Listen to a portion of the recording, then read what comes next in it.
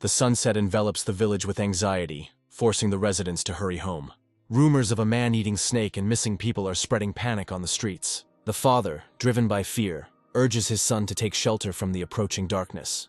The last steps home seem like an eternity under the weight of an invisible threat. An ancient evil awakens within the house, realizing its monstrous power. The giant serpent remembers two people approaching its lair.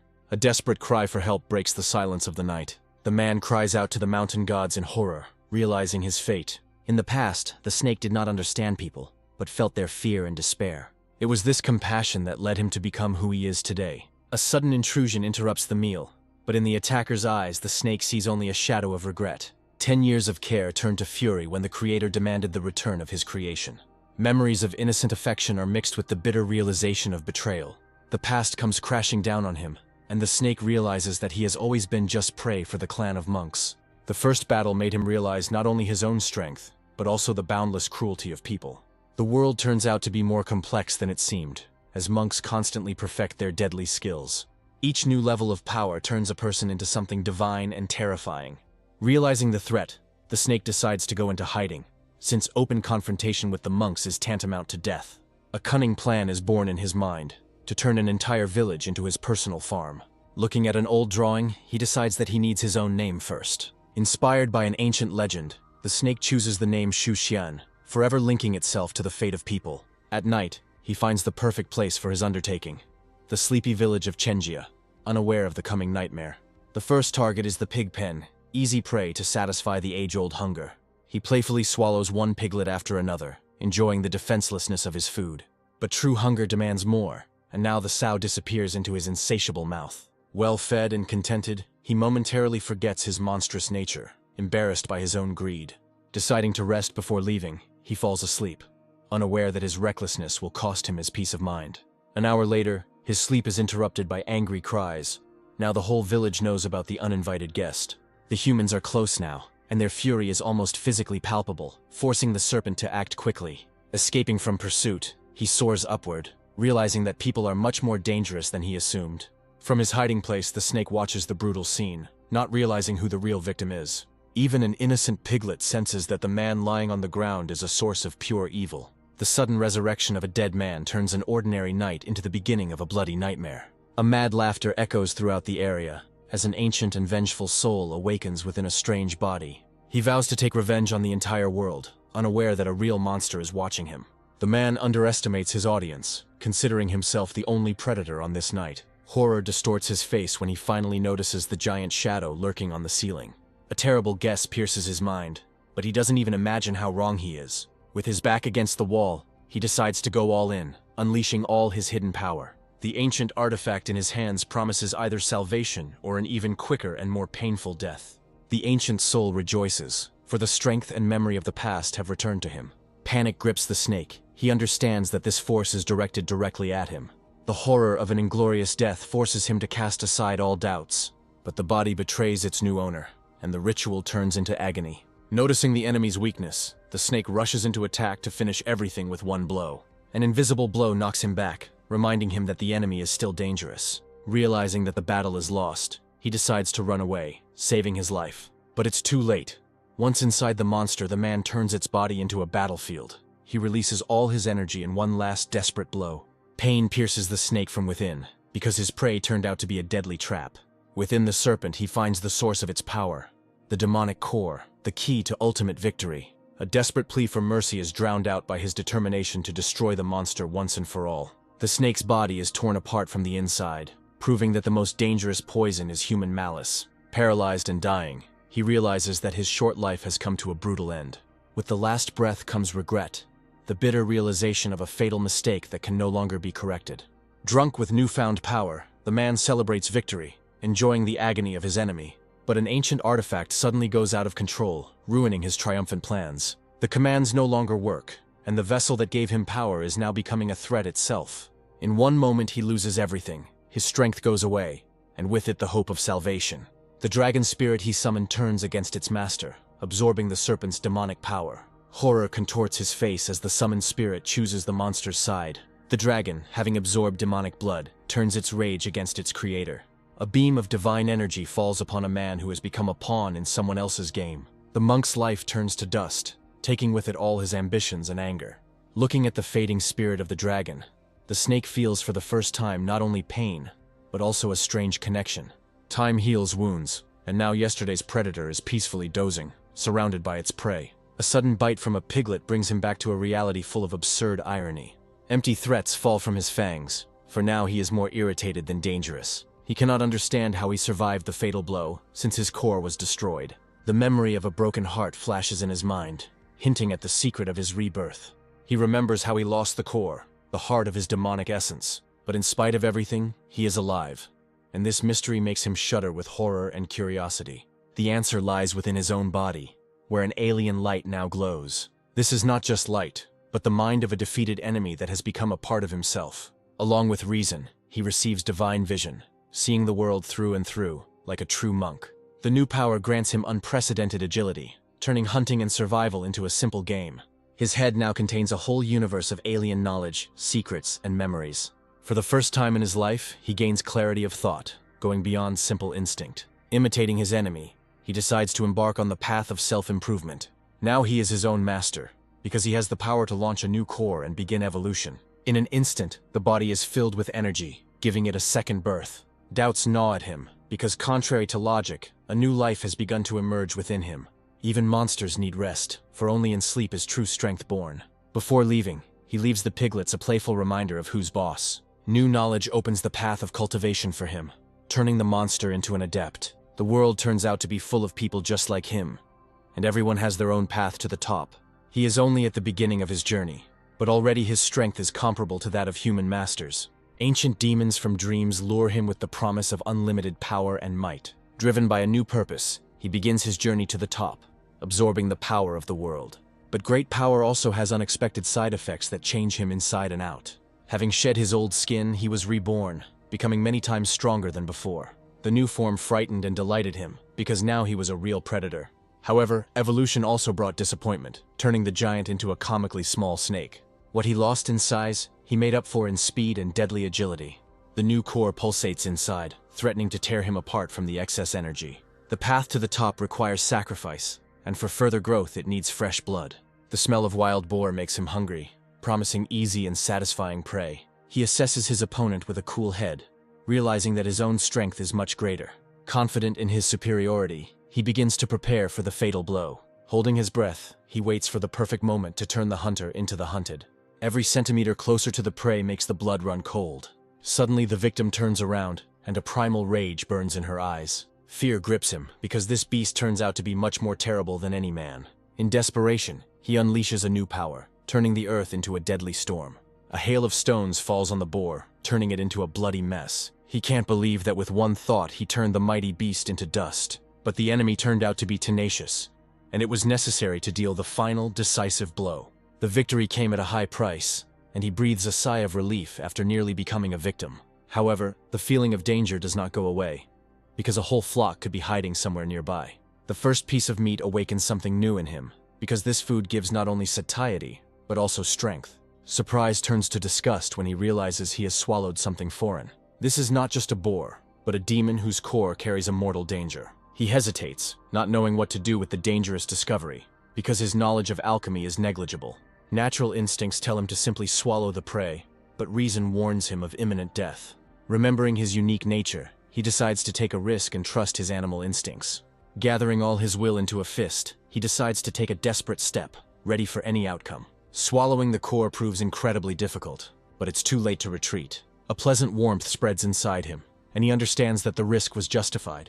His body begins to greedily absorb demonic energy, granting him unprecedented strength. He feels that he is standing on the threshold of a new, even more powerful rebirth. The evolution is complete, and now he is not just a snake, but a second-rank creature. The new weapon on his tail evokes in him a childish delight and a feeling of superiority. But his triumph doesn't last long. A random witness turns him into a hunted animal.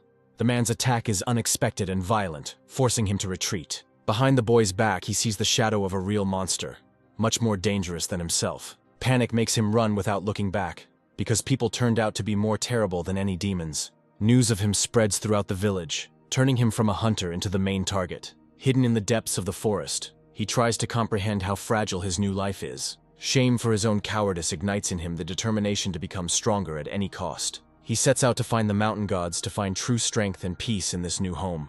In search of power, he comes to the mountain god, not knowing that he is entering forbidden territory. But thoughts of eternal hunger make him forget his goal as soon as he sees the rich offerings. Unable to resist, he pounces on the food, deciding that the gods will forgive him this little weakness. Having had his fill, he again turns to God with a desperate plea for strength and protection. Suddenly, the shadows of people fill the temple, and the smell of enemies brings him back to the cruel reality. Realizing that he is trapped, the snake looks for an escape route before he is discovered. But instead of hunting him, he sees the priest mocking the soul of an innocent child. A desperate mother is ready to sacrifice herself to save her son from eternal slavery. In horror, he recognizes in the priest the very man who left his companion to die. Now he understands that real monsters are not born as snakes, but wear human faces. The priest's cruelty knows no bounds, and he revels in his power over a defenseless woman. In an instant, he ends her life, getting rid of an unnecessary witness. Over the body of his victim, he speaks words full of madness and self-satisfaction. But even in the face of death, she did not give up, vowing to take revenge on him from the grave. Hiding, the snake decides it's time to put an end to this farce and enjoy his meal. An awkward movement gives him away, and the silence of the temple explodes with the sound of a falling apple. The woman, now a spirit, rushes to the altar of the mountain god in her last hope. Her pleas for help are directed to a statue, behind which a real monster is lurking. Seeing him, she screams in horror, because her savior turned out to be another nightmare. Rage distorts the priest's face, not understanding who dared to invade his domain. A cry of horror breaks the silence, and the frightened servants rush into the temple. In a panic, he screams about a monster, but the servants see only an empty hall and a shadow behind the statue. Hearing about the Snakecatcher clan, he realizes that he has entered the lair of his worst enemies. The order is given to bring him the monster's head, and the servants go to fulfill the master's will without hesitation. The footsteps draw closer, and fear gives way to determination. He can't just wait for his death. He decides to act first, and the sudden attack leaves one of the servants in shock. The servants retreat in horror, but their master only mocks their fear of the little snake. The priest steps forward, his hands filled with power, ready to crush any enemy. The shockwave throws the servants back, and the snake realizes that he is facing an incredibly powerful opponent. He realizes that his only chance to survive is to eliminate the priest before he is surrounded. He launches a final attack, because survival requires sacrifice. Death itself is reflected in his eyes, turning him into a shadow from nightmares. Even the mighty priest flees in terror, threatening terrible revenge from the entire clan. He understands that the fugitive will bring a real army with him, and he must be stopped. With one deadly blow of his tail, he ends the escape, sealing the temple's secret forever. Victory leaves a bitter taste, because in order to survive, he had to kill again. He looks at the statue with apprehension, suspecting that he has angered the god by stealing his offerings. In a panic, he tries to put everything back in its place, performing an absurd ritual of appeasement. In despair, he offers the god a bloody gift, hoping to atone for his guilt and hunger. Instead of anger, he receives divine blessing, for his path to greatness has only just begun. Having received the blessing, he returns to the mountains to continue his journey to the top.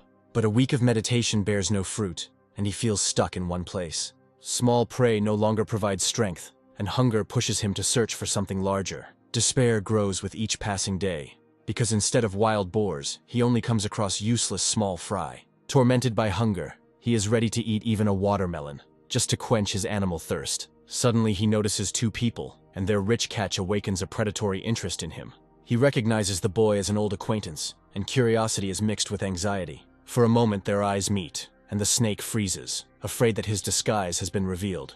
The boy's strange behavior confuses him, forcing him to lie low in anticipation. He can't believe his eyes when a boy leaves a basket of fish for him as an offering. The boy's words are full of sincerity, and he offers the snake a gift, unaware of its true nature. The snake cannot believe his eyes, because for the first time a man offers him food, and not death. Suspicion fights with hunger, but the sight of fresh fish makes him cast aside all doubts. The very first piece dispels all fears, and he accepts this unexpected gift with pleasure. He forgets about everything in the world, reveling in the taste of fish and a strange feeling of gratitude. But the idyll is interrupted by the appearance of a mysterious figure, whose silhouette carries a threat. A direct question about the black snake makes the boy's heart freeze with fear. Despite the threat, he decides to lie to protect his new and strange friend. The strangers don't believe him, and their patience wears thin, turning curiosity into hidden rage. A sudden movement in the mountains distracts them, and now their gaze is directed straight into the serpent's lair. In desperation, the boy screams, trying to divert attention and give the snake a chance to escape. Rumors of a man-eating snake lead strangers to believe their target is lurking in the river. They give chase, leaving the boy bewildered by their blind fury. The snake is furious at the stupidity of people, not understanding why the boy is risking his life for him. He decides to run away, because staying here means condemning himself to certain death. A new refuge awaits him on the other side, in the mountains, where he hopes to find peace. Thoughts of the coming winter and the difficulties of cultivation cloud his path to salvation. Suddenly, a real nightmare rises from the depths of the river, ready to swallow him whole. He realizes that he has found the true monster that people have been hunting. But the wounded eel, mistaking him for an enemy, unleashes upon him all its deadly fury. He faces a choice: eat the giant and evolve, or become its food. Fear turns out to be stronger than hunger, and he decides to run away, because this enemy is too tough for him. But the river monster's jaws snap shut, turning the river into a death trap. Gasping for breath, he realizes that his only chance of salvation is to break through the enemy's belly. Despair awakens new strength in him, and he launches a final decisive attack. Suddenly the water turns to fire, and he finds himself in a fiery hell beneath the river's surface. The flames consume him, and he cannot understand how he became trapped in his own mind. He realizes that this is an illusion created by the poisonous slime of the river monster. In the heart of the nightmare, he finds peace by gathering all his energy into one point. An explosion of power tears the illusion apart, and he rises to new heights, becoming one with the dragon's spirit. Waking up from the illusion, he delightedly realizes that his power has exceeded all expectations. The river turns red, and he is the only survivor of this bloody massacre. He realizes that his tail has become a deadly weapon, capable of crushing any enemy. But euphoria gives way to caution, because he understands that the victory was just a lucky coincidence. The eel's massive carcass will provide him with food for months, and its core promises a new breakthrough in strength. Among the remains, he finds the sign of the Snakecatcher clan, and a terrible guess pierces his mind. Looking at the core, he makes an oath to the fallen enemy that his power will not be wasted. But swallowing the core proves to be no easy task, and his ambitions collide with harsh reality. Loaded with loot, he heads into the mountains to absorb the new power in solitude. Meanwhile, his enemies pick up the trail, and now they know how he managed to slip away. The truth is revealed, but this only fuels their insatiable thirst for pursuit. Ahead lies a new territory, guarded by an ancient beast that they dare not disturb. Rumors of the power of the serpent that swallowed the priceless pill kindle greed in their hearts. This hunt ceases to be a duty, turning into a golden ticket to a new life. But ambition gives way to caution, forcing them to wait for the perfect moment. They decide to make winter their ally, patiently waiting for the mountain's guardian to fall asleep. While the hunters make plans, the serpent finds refuge, preparing to turn months of peace into years of strength. 2 months pass in solitude, but the path to power proves slow and difficult. Despite his disappointment, his body changes, and the new spikes on his tail give him hope. A sudden surge of energy heralds a breakthrough, promising him long-awaited power. Winter turns hunting into torture, forcing him to think about hibernation until better times. But he can only dream of peace, because a squad of hunters is already on his trail, thirsty for a reward. Specially trained dogs easily pick up the scent, leaving him no chance to escape. They are followed by simple peasants, hoping to snatch their share of fame and wealth. One of them dreams of a better future for his son, not realizing that this hunt could be his last. A sudden bark breaks the silence. The dogs have found what they have been looking for so long. The trail leads them straight to the cave, and the hunters are confident that their prey is cornered. At his most vulnerable moment, he realizes that his hideout has been exposed, and there is nowhere left to run. Anticipating a rich catch, the leader of the hunters already sees not only the snake, but also its offspring. The doubts of one of them are drowned in the cold confidence of the leader, who knows that they are on the right path. The order has been given, and now someone's life will become a bargaining chip in this hunt. He breathes a sigh of relief, because his cunning plan with the bait worked perfectly. Hope for salvation struggles with fear, because instinct tells us that the danger has not yet passed. Greed blinds them, and for a greater reward they are ready to get rid of unnecessary witnesses. The unsuspecting hunters leave while their leaders prepare for the final assault.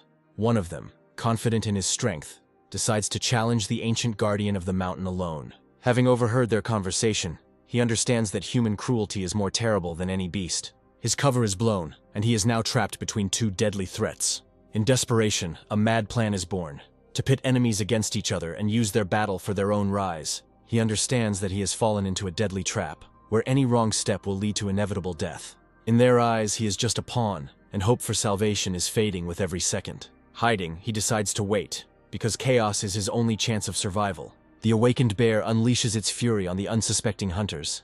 In panic, they flee, seeking salvation from those who led them to this certain death. Their pleas for help are met with the icy contempt of the cultivators. They look down on the dying because their lives are not worth a penny.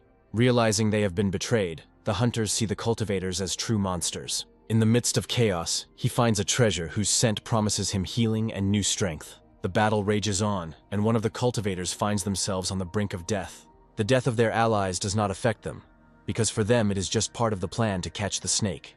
A cold order puts an end to their alliance, turning their partner into the next victim. An ally turns into an enemy, and the snow is stained with the blood of those who trusted him.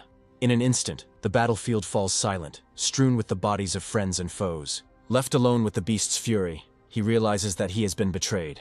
With an icy grin, he leaves his brother to be torn apart by the monster. He understands that he was just a pawn in someone else's game, and his rage knows no bounds. The true purpose has been revealed. This hunt was merely a pretext for cold-blooded murder.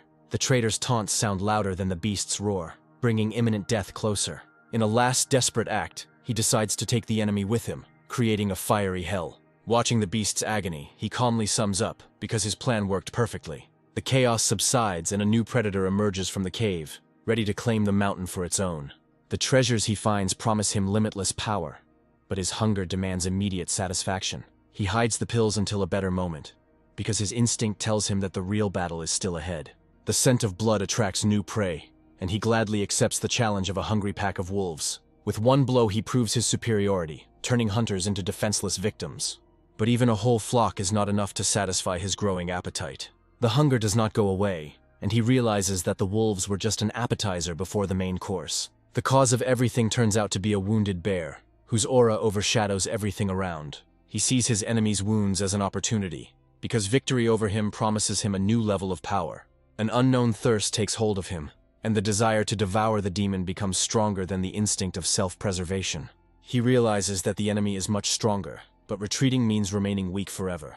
Gathering his will into a fist, he convinces himself that cunning and intelligence will overcome brute force. With a surprise attack, he deprives the giant of sight, turning his advantage into a weakness. A roar of pain and rage shakes the mountains, but now the bear has become blind and helpless. He exploits the enemy's blindness, turning the battle into a deadly dance on the brink of life and death. But the strength is running out, and the body begins to fail under the influence of the powerful pill. In desperation, he uses his last treasure to reignite the life that is fading within him. With renewed strength, he launches a final attack, only to heal after victory. The bear does not understand where such invincible power comes from in the small body of a snake. Pain breaks his bones, but the will to win proves stronger than his death throes. In a last desperate lunge, he seizes his enemy's throat, putting all his fury into one bite. He waits patiently for the poison and wounds to do their work, because the giant beast is already doomed. But the wait is too painful, and he decides to resort to brute force to speed up the ending. Like a battering ram, he brings down a tree trunk on the enemy, turning his head into a bloody mess. Victory has been won, but the price for it is deep wounds and almost complete exhaustion. Before he can catch his breath, he sees the wolves returning to take his precious prey. Realizing that his strength is running out, he decides to take one last desperate step, to swallow the pill. The snow turns red with blood, and he is left alone, surrounded by the bodies of those who dared to challenge him. He knows that the hunters will soon return here, and he needs to find a safe shelter for his treasure. Looking at the corpses of people, he thinks about his past life, trying to understand who he was before reincarnation. In the frozen body, he recognizes the father of that very child, and a strange feeling pierces his heart. The devotion of dogs who remain with their owner until their last breath seems incomprehensible to him. He does not understand this sacrifice because in his world only the strongest survives. Through snow and pain he drags his prey, because in this battle the most insidious one has won. Having found the perfect refuge, he prepares to transform the enemy's flesh into his new power. But the very first piece of meat awakens not only his hunger, but also the ancient artifact. A familiar energy fills him, and he realizes that his path to power is accelerating. Breaking through to the third rank grants him not only strength, but also a new, deadly weapon on his tail. Dreams of unlimited power intoxicate him, and he already sees himself as the invincible king of the mountain. 3 months later, spring brings with it not only warmth, but also a premonition of new battles. The winter sleep is over, and he awakens, feeling how he has grown and strengthened during the months of rest. New knowledge leads him to prey, turning the first spring hunt into a brutal training session.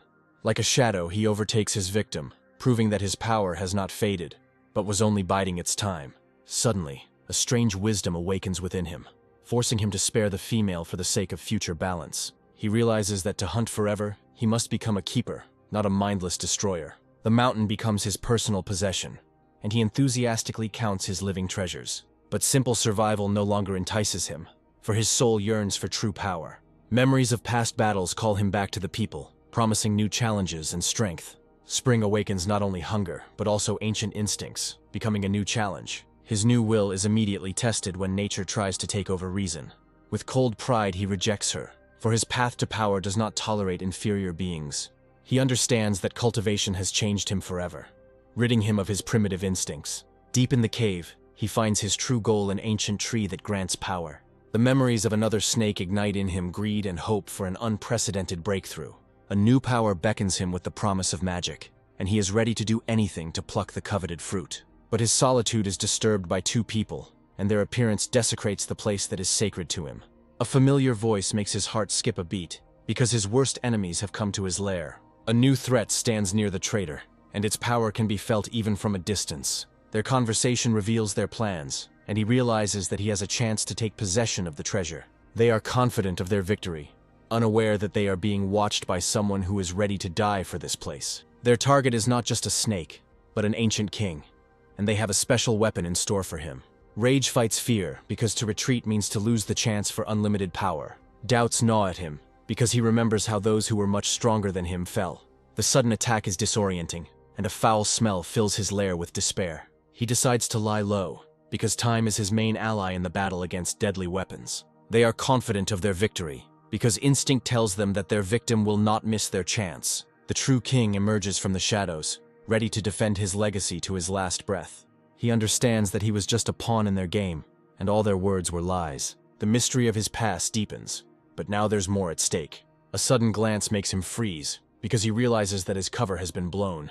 From the depths emerges the true king, his gaze filled with wisdom and ancient fury. He realizes that he was only an imposter, and the real ruler was hiding in the shadows all this time. The battle of the titans begins, and he watches in horror as two invincible forces clash. Doubts gnaw at him, because even the mighty king seems defenseless in the face of the hunters. The woman uses an ancient artifact, and its power falls upon the king, shaking the very earth.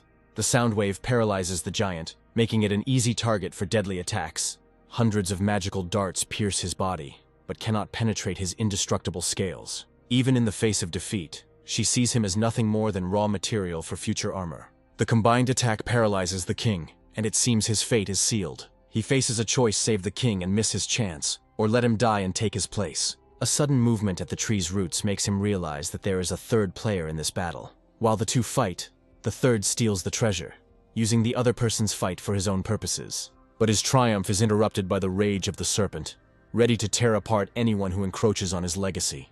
In horror, he tries to break free, but the tree's roots have already become a part of him. Unable to let go of the treasure, he becomes easy prey for the enraged serpent. In an instant, it consumes both the thief and the tree he stole, but the price is too high. He spits out the remains, realizing that in this game he is only a pawn in the hands of unknown forces. The tree's energy awakens an ancient artifact within him, and he reaches a new level of power. He realizes that he has become a conductor for the energy that man has put into the leaves of the tree. Without wasting a second, he grabs the root and disappears, because now he is the main target in this hunt. The battle is over, but the real goal still awaits its victors. Rage turns to triumph when they realize their treasure has been stolen. Accusations are tearing apart their fragile alliance, and suspicion is poisoning the air. She desperately denies guilt, but he sees in her words only an attempt to deceive. The threat of calling a repairman puts her on the brink of an abyss, leaving no room for error. The last chance for reconciliation is gone, and now their fate will be decided by the sect. A third force intervenes in their deadly game, and its appearance changes everything. The older brother reveals a secret mission, and now everyone is under suspicion. The thief was clever, but he left an invisible trail that would lead them straight to their target. A new hunt begins, and now their combined might will fall upon the daring thief. In horror, he realizes that he is facing a sixth-stage hunter, whose level of power is beyond his comprehension. But the scent of treasure drowns out his fear, and he decides to risk everything for a chance at power. The scent of ripe fruit gives it away, and now the hunters know where their real target is hiding. A sudden attack from underground takes them by surprise, but the experienced hunter is ready for any threat. Without wasting a second, he rushes towards the fruit, because this is his only chance for salvation. He summons an ancient artifact to help him digest the fruit's scorching power. But his plan falls apart when the hunter easily interrupts his escape. The master's ancient weapon proves stronger than any magic, leaving him no chance of escape. The hunter's rage knows no bounds, and he unleashes all his deadly might on the thief. He understands that if he doesn't digest the fruit now, then they are both doomed to certain death. The ancient artifact responds to his call, breathing into him a stream of primordial energy. Golden energy reshapes his body, granting him unprecedented power and the luxury of a new form. Shedding his old skin, he is reborn, and a blast of power throws the hunter away. In horror, the hunter realizes that all this time he was chasing not a man, but a monster. He looks at the enemy with contempt, because he was too stupid to figure out his cunning plan. Greed flashes in his eyes, because now the snake is not just prey, but a priceless trophy. A new strength fills him with confidence, and now he knows that he can escape from this trap. But the hunter is not ready to retreat, and a weapon capable of stopping any animal appears in his hands. In horror, he realizes that he is facing not just a magician, but the owner of a deadly weapon. The weapon carries a crushing pressure, turning him into a defenseless reed in the face of the storm. The fear of death forces him to cast aside all doubts and attack in response. But his attack is broken by the indestructible defense of the magical weapon. The hunter's arrogance knows no bounds, for he is confident of his easy victory. Realizing that brute force is useless, he decides to attack the enemy's weakest point, the mind. But the hunter's mind proves to be as indestructible a fortress as his weapon.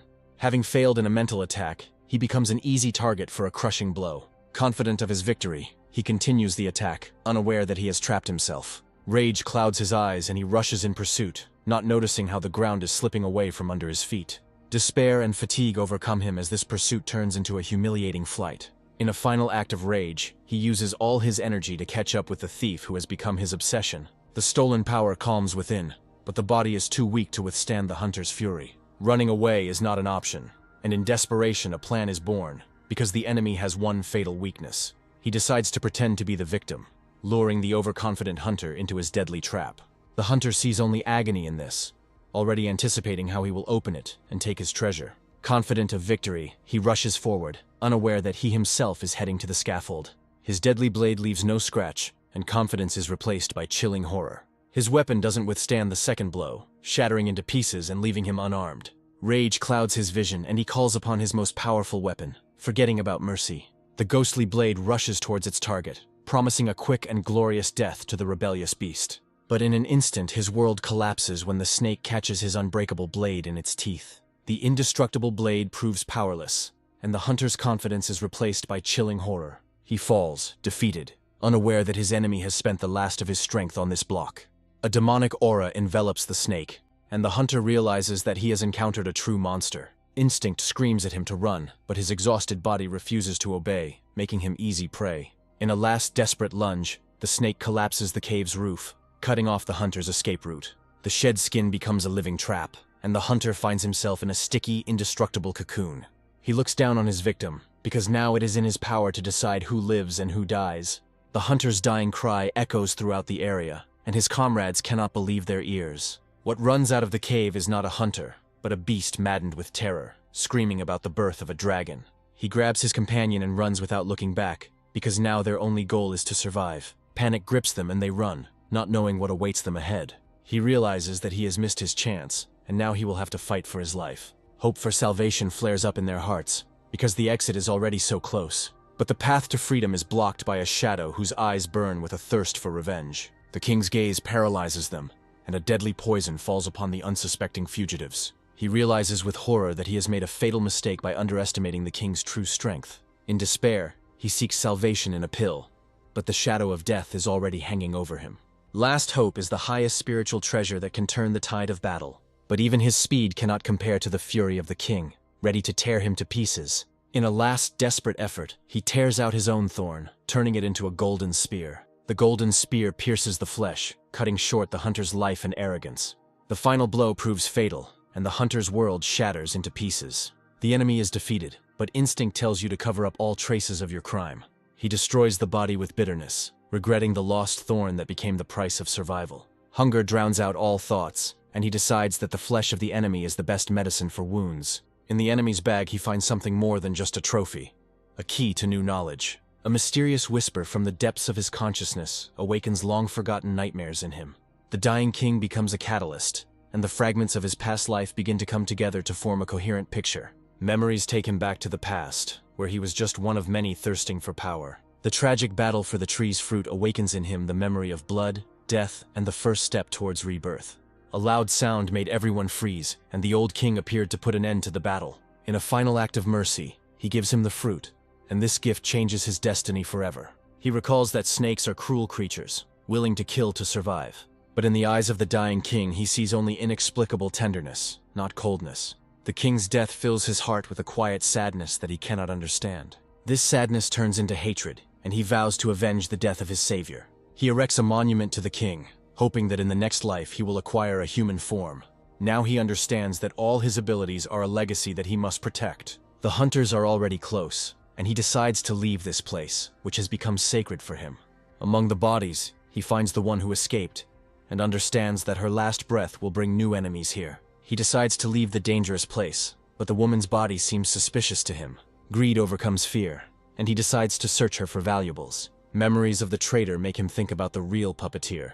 A snake suddenly appears, interrupting his thoughts, but behaves too strangely. The trap snaps shut, and he realizes that he has become a pawn in someone else's deadly game. Hiding, the real enemy revels in his victory and vows to avenge his family. He desecrates the graves of the fallen, and his hatred knows no bounds. His true goal is not just revenge, but the complete destruction of the clan and its followers. To carry out his plan, he stages a whole performance, turning himself into a victim.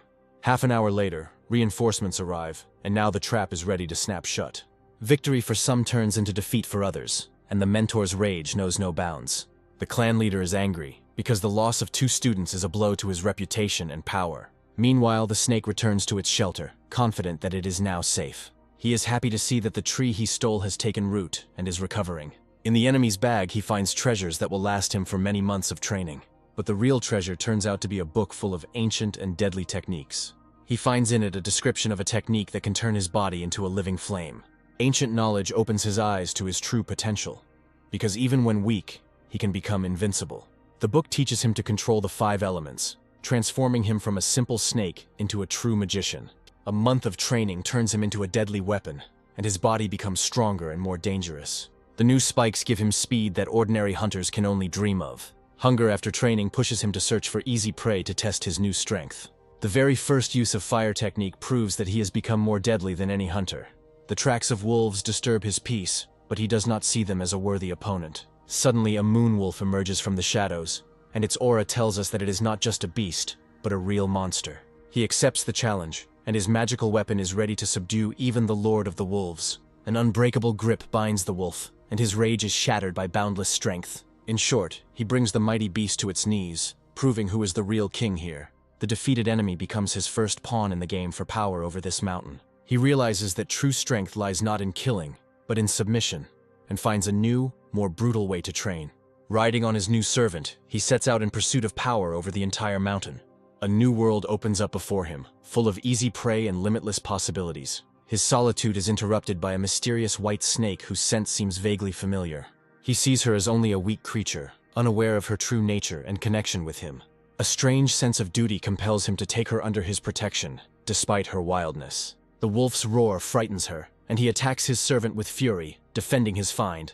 He offers the wolf a deal, promising freedom in exchange for unquestioning obedience. From that day on, the wolf becomes his eyes and ears, patrolling the mountain in search of enemies. He gives his old lair to the white snake, turning it into a new sacred abode.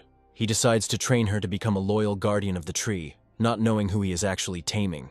Far from the lair, the chase continues, as the survivor was unable to describe the true horror. Rumors of a dragon embryo sow doubt, as even the strongest cannot believe such a thing. An ancient artifact shows the way, and now there is no escape from the ruthless hunters. The order has been given, and now the entire mountain turns into a death trap for one serpent. In the misty forest, he senses the energy of the snake, but does not know that it is just bait. A sudden attack interrupts his search, and he finds himself surrounded by ghostly wolves. The scent of dragon and snake mingles, and he realizes he has encountered an unprecedented monster. He easily defeats the Wolf Lord, as his own power is fueled by darkness. A bolt of lightning strikes the flock, turning the forest clearing into ashes. The wounded animal tries to escape, But no one has ever escaped this hunter alive. The chase takes him to a cliff, and he is confident that he has cornered his prey. A final bolt of lightning ends the wolf's life, and its dying cry echoes across the mountains. The cry reaches his ears, and he understands that the ruthless hunters are already here. Leaving the most valuable thing under protection, he decides to lead the threat away from his lair. A new player appears at the top of the cliff, and his oppressive aura changes the rules of the game. The hunter decides to deal with the bait first, not knowing that his mentor is already close. The sudden flight confuses him, forcing him to act more cautiously and expect a catch. The hunter's cunning plan seems like child's play to him, because he is confident of his crushing superiority. He understands that this is not a youth in front of him, but an experienced warrior, and this means that there is nowhere to expect help from. Using his new power, he dives underground, turning the chase into a deadly game of cat and mouse. The hunter's rage knows no bounds, and he unleashes all his might on the fugitive. A blast of lightning shakes the earth, but he only grins, for his own magic is much stronger. He continues his chase underground, turning into a ghost that cannot be caught. His speed and cunning leave the hunter no chance of winning. Suddenly he turns around, and now the hunter becomes the hunted. In desperation, the hunter uses his most powerful technique, hoping to incinerate the insolent man. But he doesn't even think about dodging, because his true goal is not victory, but his brother's bag. He survives the explosion, protected by a mysterious artifact, and is ready to celebrate victory. But instead of a plea for mercy, he sees in the serpent's eyes only fiery rage and a thirst for revenge. He realizes that his defenses have weakened, and now he is left alone with the monster he himself created. A fiery flame falls upon the hunter, and his dying cry becomes a hymn of new strength. Victory brings him not only trophies, but also a faithful guardian for his new treasure. He looks down on his defeated enemy, as the hunter's naivety was the cause of his death. The cry for help goes unanswered, and the mentor arrives too late to save his student. He realizes that he has missed his chance, and now he will have to run from the wrath of a true master. Wounded but not broken, he decides to retreat to heal his wounds and return for the monster's head. Guilt mixes with rage, and now this hunt becomes a matter of honor for him. The aura of a supreme master envelops him, and he realizes that he is facing a force capable of grinding him into dust.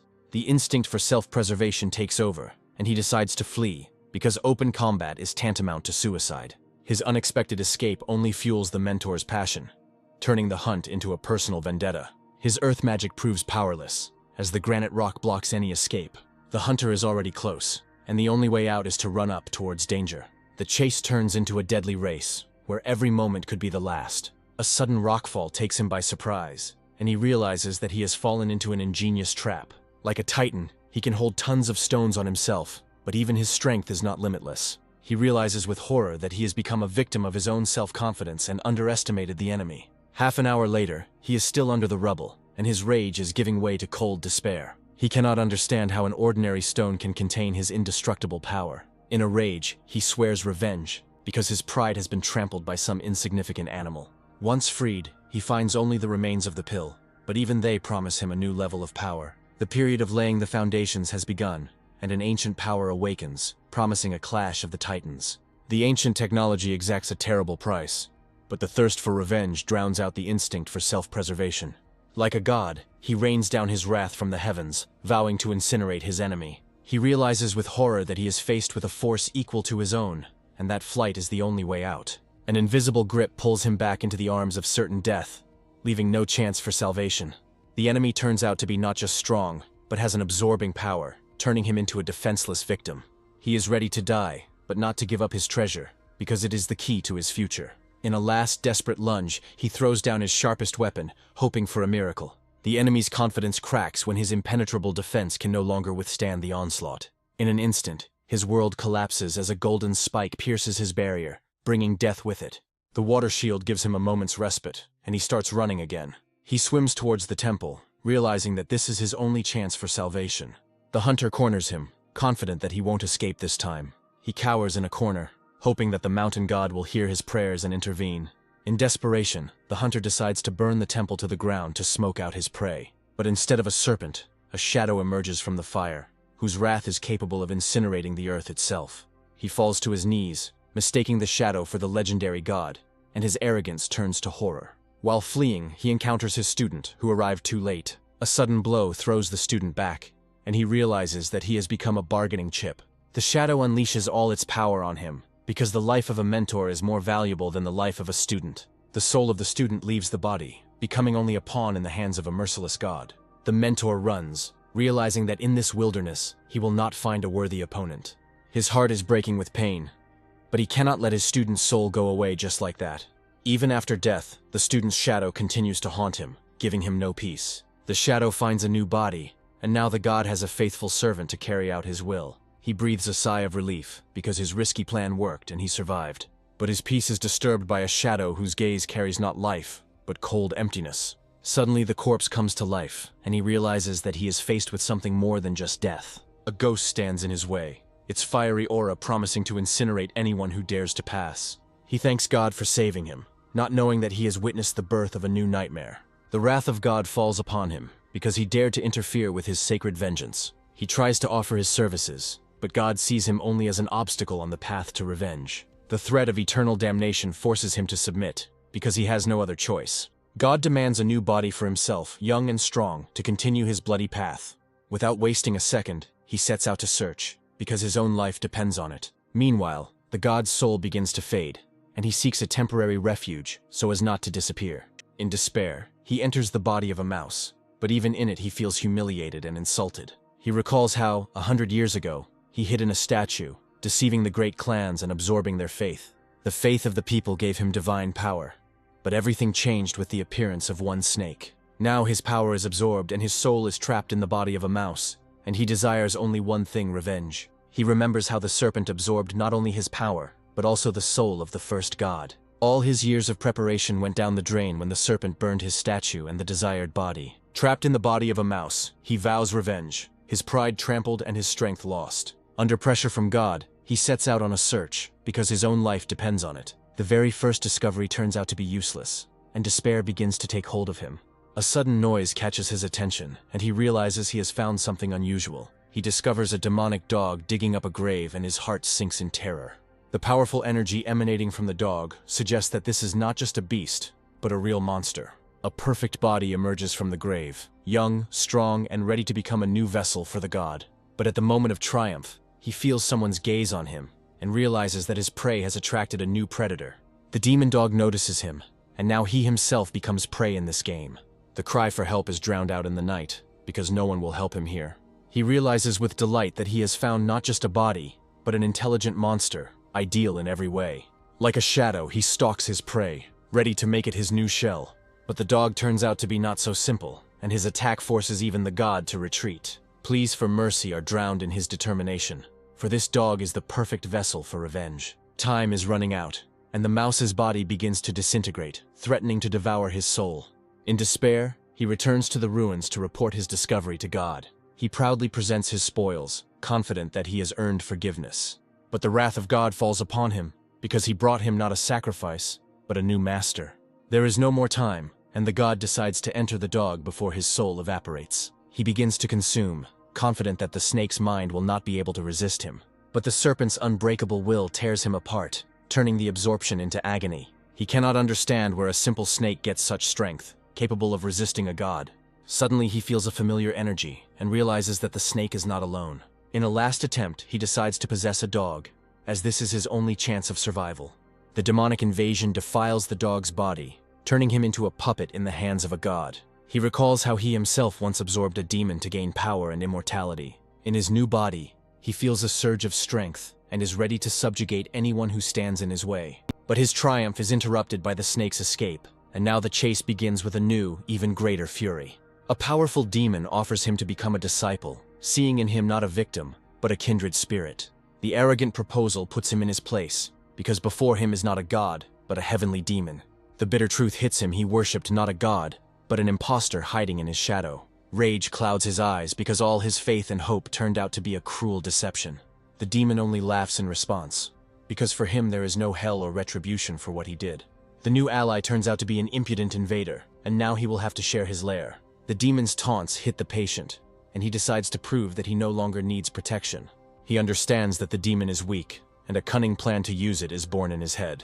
His new servant proves his loyalty by bringing him his first tribute as a sign of respect. The servant's betrayal fuels his rage, as his authority and power are called into question.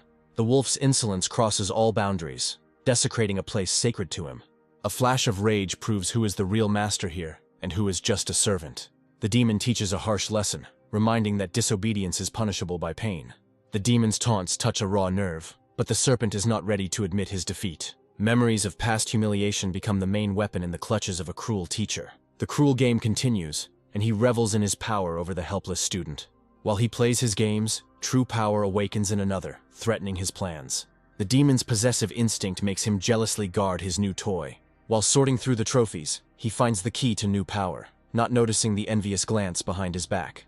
The demon's greed flares up with renewed vigor, for the soul stone is a treasure worth killing for. His feigned indifference betrays his joyfully wagging tail, sowing the seeds of doubt. While he trains, she delves into the forgotten arts of alchemy, finding her own path to power. The memory of a powerful enemy fuels his ambitions, forcing him to master even the most complex techniques. The faithful servant brings tribute, proving that even a ferocious predator can be tamed. The demon's stern words serve as a constant reminder that simple gluttony will never lead to true strength. The uninvited guest appears again, and his smug grin promises nothing but trouble. Their fragile alliance is tested when survival collides with the lust for power. He uses his own servant's hunger as a weapon, exposing the demon's indifference. With a flash of contempt, the demon reveals a treasure that makes all their hunting efforts seem pitiful. The offering turns out to be not just food, but a specially bred creature, hinting at the demon's dark and mysterious past. The demon only smirks, confident that his earth magic will leave no trace. The bird turns out to be ideal prey, and its juicy meat promises a real feast. The dark flame transforms the bird into a delicious dish, tantalizing the hungry student.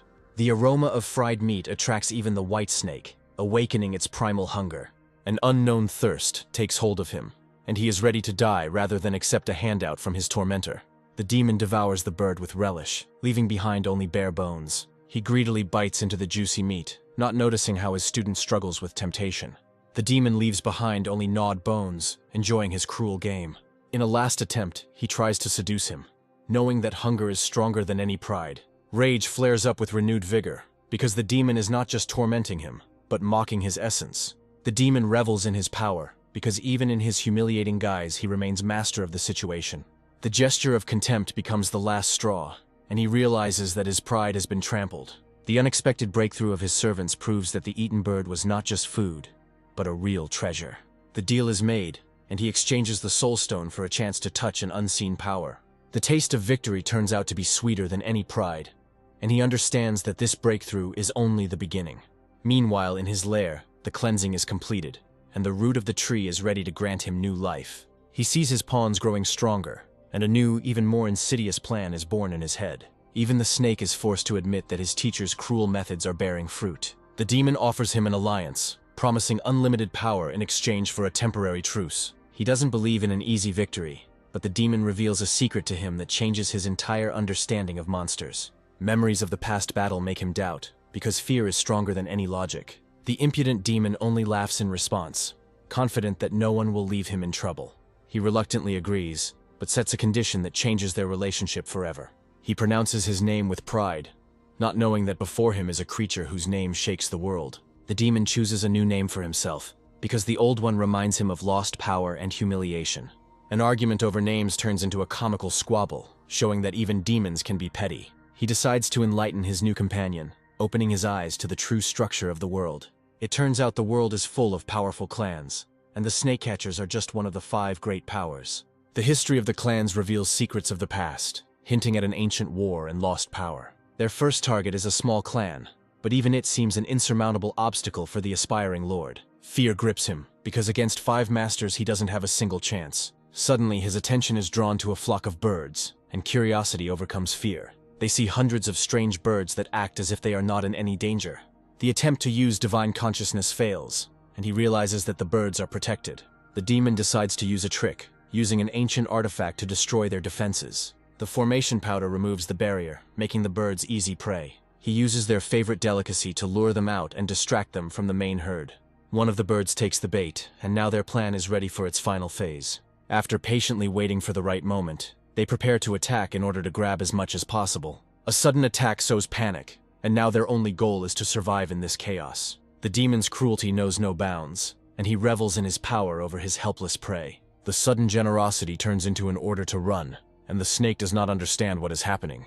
One of the birds falls dead, becoming a silent harbinger of impending disaster. A clan elder appears out of nowhere, his gaze promising nothing but death. Panic grips the demon, as he realizes that he has fallen into the trap of a powerful enemy. The elder uses ancient magic to divide the thieves and take back what belongs to him. The earth turns to stone, and the demon finds himself in unbreakable shackles, losing all hope. Rage awakens his true nature, and he breaks free from his bonds, ready for a bloody battle. The elder rushes in pursuit of the snake, not noticing the power he has just unleashed. The demon reveals its true form, and its speed amazes even the experienced master.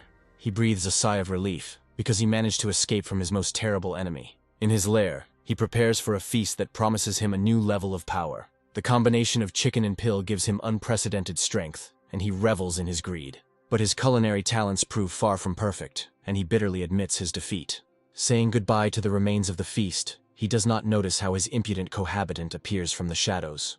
The demon's rage knows no bounds, as he had to sacrifice an entire flock for his sake. He is reluctant to share his spoils, because their fragile truce depends on it. The demon looks at him with contempt, because without his help, he would never have coped. His cheeky grin erases all boundaries, and now they are not enemies, but strange allies. The demon decides to take him under his wing, promising to teach him true cruelty. His clumsy attempts at cooking become a comical display of his helplessness. The demon adds his treasures to the cauldron, and the air is filled with a divine aroma. The very first piece gives him an unprecedented surge of strength, and he greedily devours everything else. Well fed and contented they rest, and for a moment the world seems simple and safe to them. But the demon does not lose his vigilance, because he remembers that gratitude is a weakness. A full stomach and new strength push him to take a desperate step, a breakthrough to the 6th rank. But his body can't take it anymore, and he finds himself on the brink of life and death. Even calling on the ancient artifact does not help, and he realizes that he has made a fatal mistake. In despair, he screams, not knowing that his mentor is already preparing salvation for him. The demon uses his power to create the perfect pill that can reverse the course of evolution. The pill grants him not only strength, but also dependence, turning him into an obedient puppet. He feels his body filling with energy, and the long-awaited breakthrough becoming a reality. 10 days later, he reaches the peak of rank 6, but the price for this is a slowdown in true growth. The demon leads him to a new goal, promising even greater power in exchange for blind obedience. Despite the breakthrough, he feels weak because his physical strength remains at the same level. A sudden fire disturbs their peace, and he realizes that their shelter has been discovered. It's not just fire, but a magical flame sent to smoke them out of their lair. Rage clouds his eyes and he throws himself into the fire, ready to defend his home to the last. He understands that this is his home, and no one dares to take away from him what he acquired with such difficulty. Meanwhile, the hunters watch from afar, confident that their fire trap will work perfectly. For the mentor, this mountain is just a training ground, and the student is a bargaining chip. Soon a clan branch will open here, and this land will become their undivided possession. The exploration bears fruit, and now they know that this mountain is a true paradise for cultivators. In the fiery hell, he finds himself alone with his fear, and the demon abandons him. But the faithful servant returns, ready to die to save his new master. The weak water bullets are useless against the wall of fire, and hope begins to fade. Even a powerful stream of water cannot cope with the magical flame. He understands that this is just a drop in the ocean, and his powers are too small to stop this hell. Suddenly he realizes that the fire is not an accident, but part of a cunning plan. Now he knows that the hunters came not for him, but for the Valley of Snakes and its priceless treasures. They throw themselves into the fire, but the demon stops them, because recklessness is the path to death. Amidst the chaos, a new player emerges, his calmness betokening unprecedented strength. Even from a distance, the demon senses his presence, and for the first time, alarm can be heard in his voice. He realizes that he is up against someone who is equal to him in strength, and his excitement is ignited. Without wasting a second, he disappears underground to assess the new enemy from afar. The demon explains that there are clones that have power equal to that of the true body. Suddenly, the clone changes direction and his gaze is directed straight at them.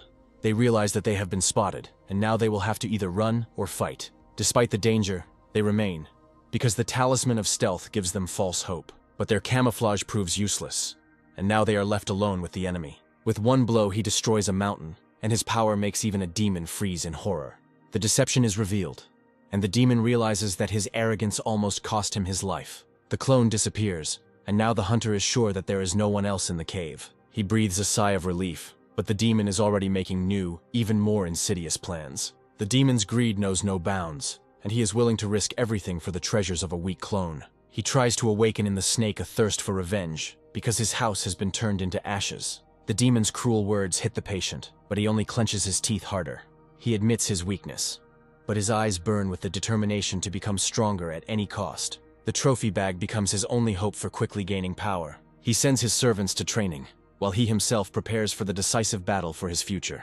A new battle begins, and now fate rests on the shoulders of the weakest. Far away, a new hunter finds the perfect spot, unaware that it is already occupied. A faint trace of demonic energy betrays their presence, turning him into a predator. The first attack falls on an empty space, and he realizes that his prey is not so easy. Invisible chains reach out to the fugitive, but he slips away, leaving the hunter with nothing. Instead of a powerful serpent, he finds only a mangy dog, and his confidence begins to crack.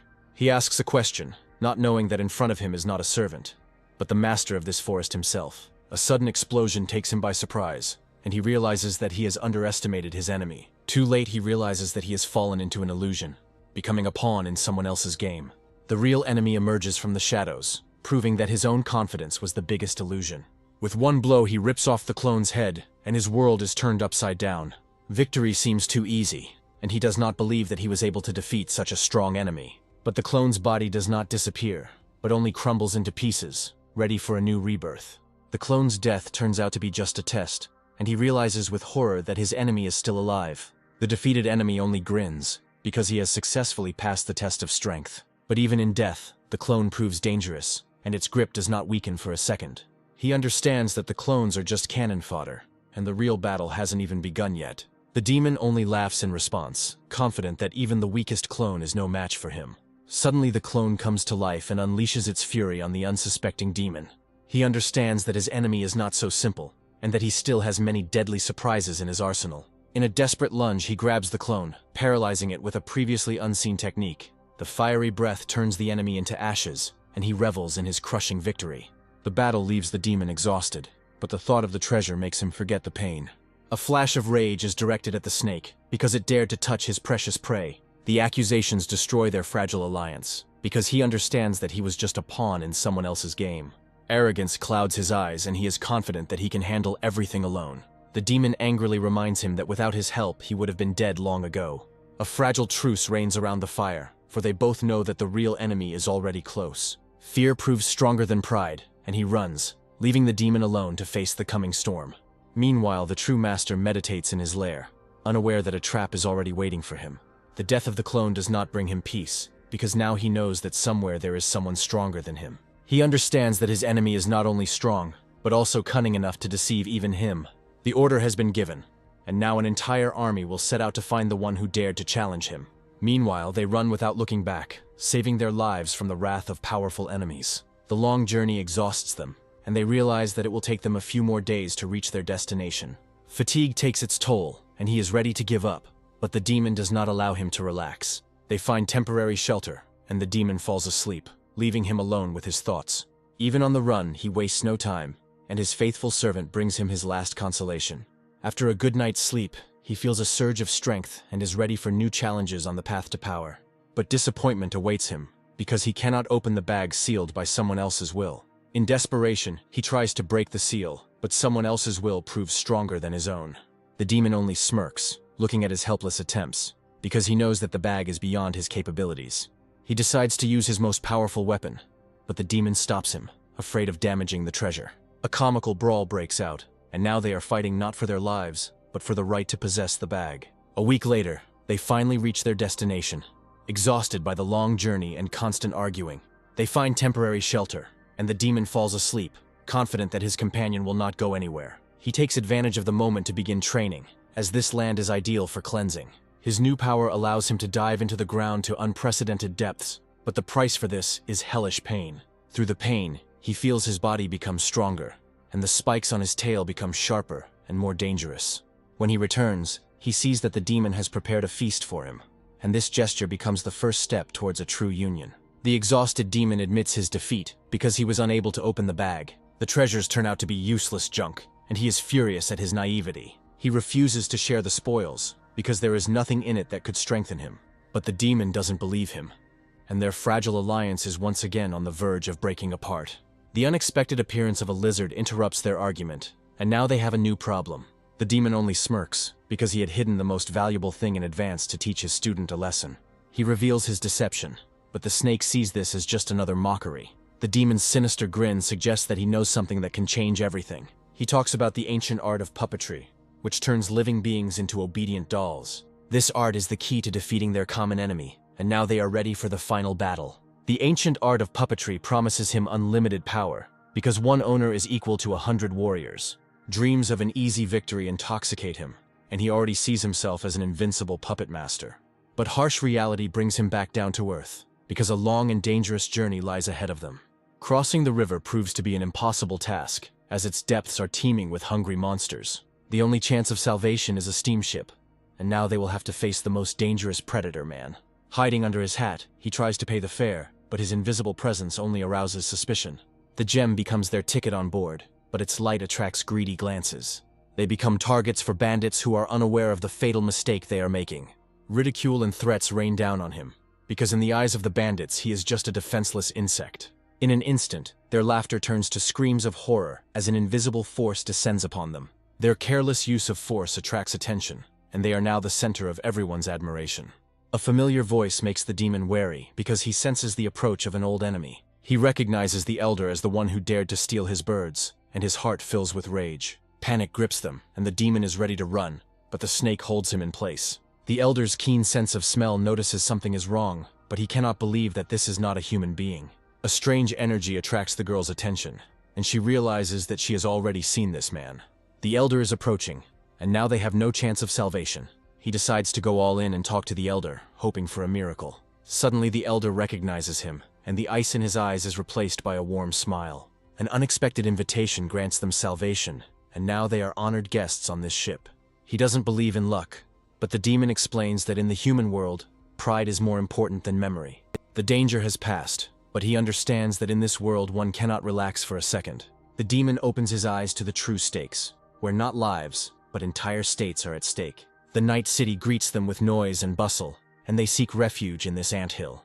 Like a master, he demands the best room and food, forgetting that he is only a guest here. The tavern is teeming with life, and every corner is steeped in stories, drunkenness, and brute force. A rich dinner promises them their first real feast in a long time. Under the cover of the hat lurk two hungry monsters, ready to devour everything in their path. They pounce on the food, and their animal appetites turn dinner into a real massacre.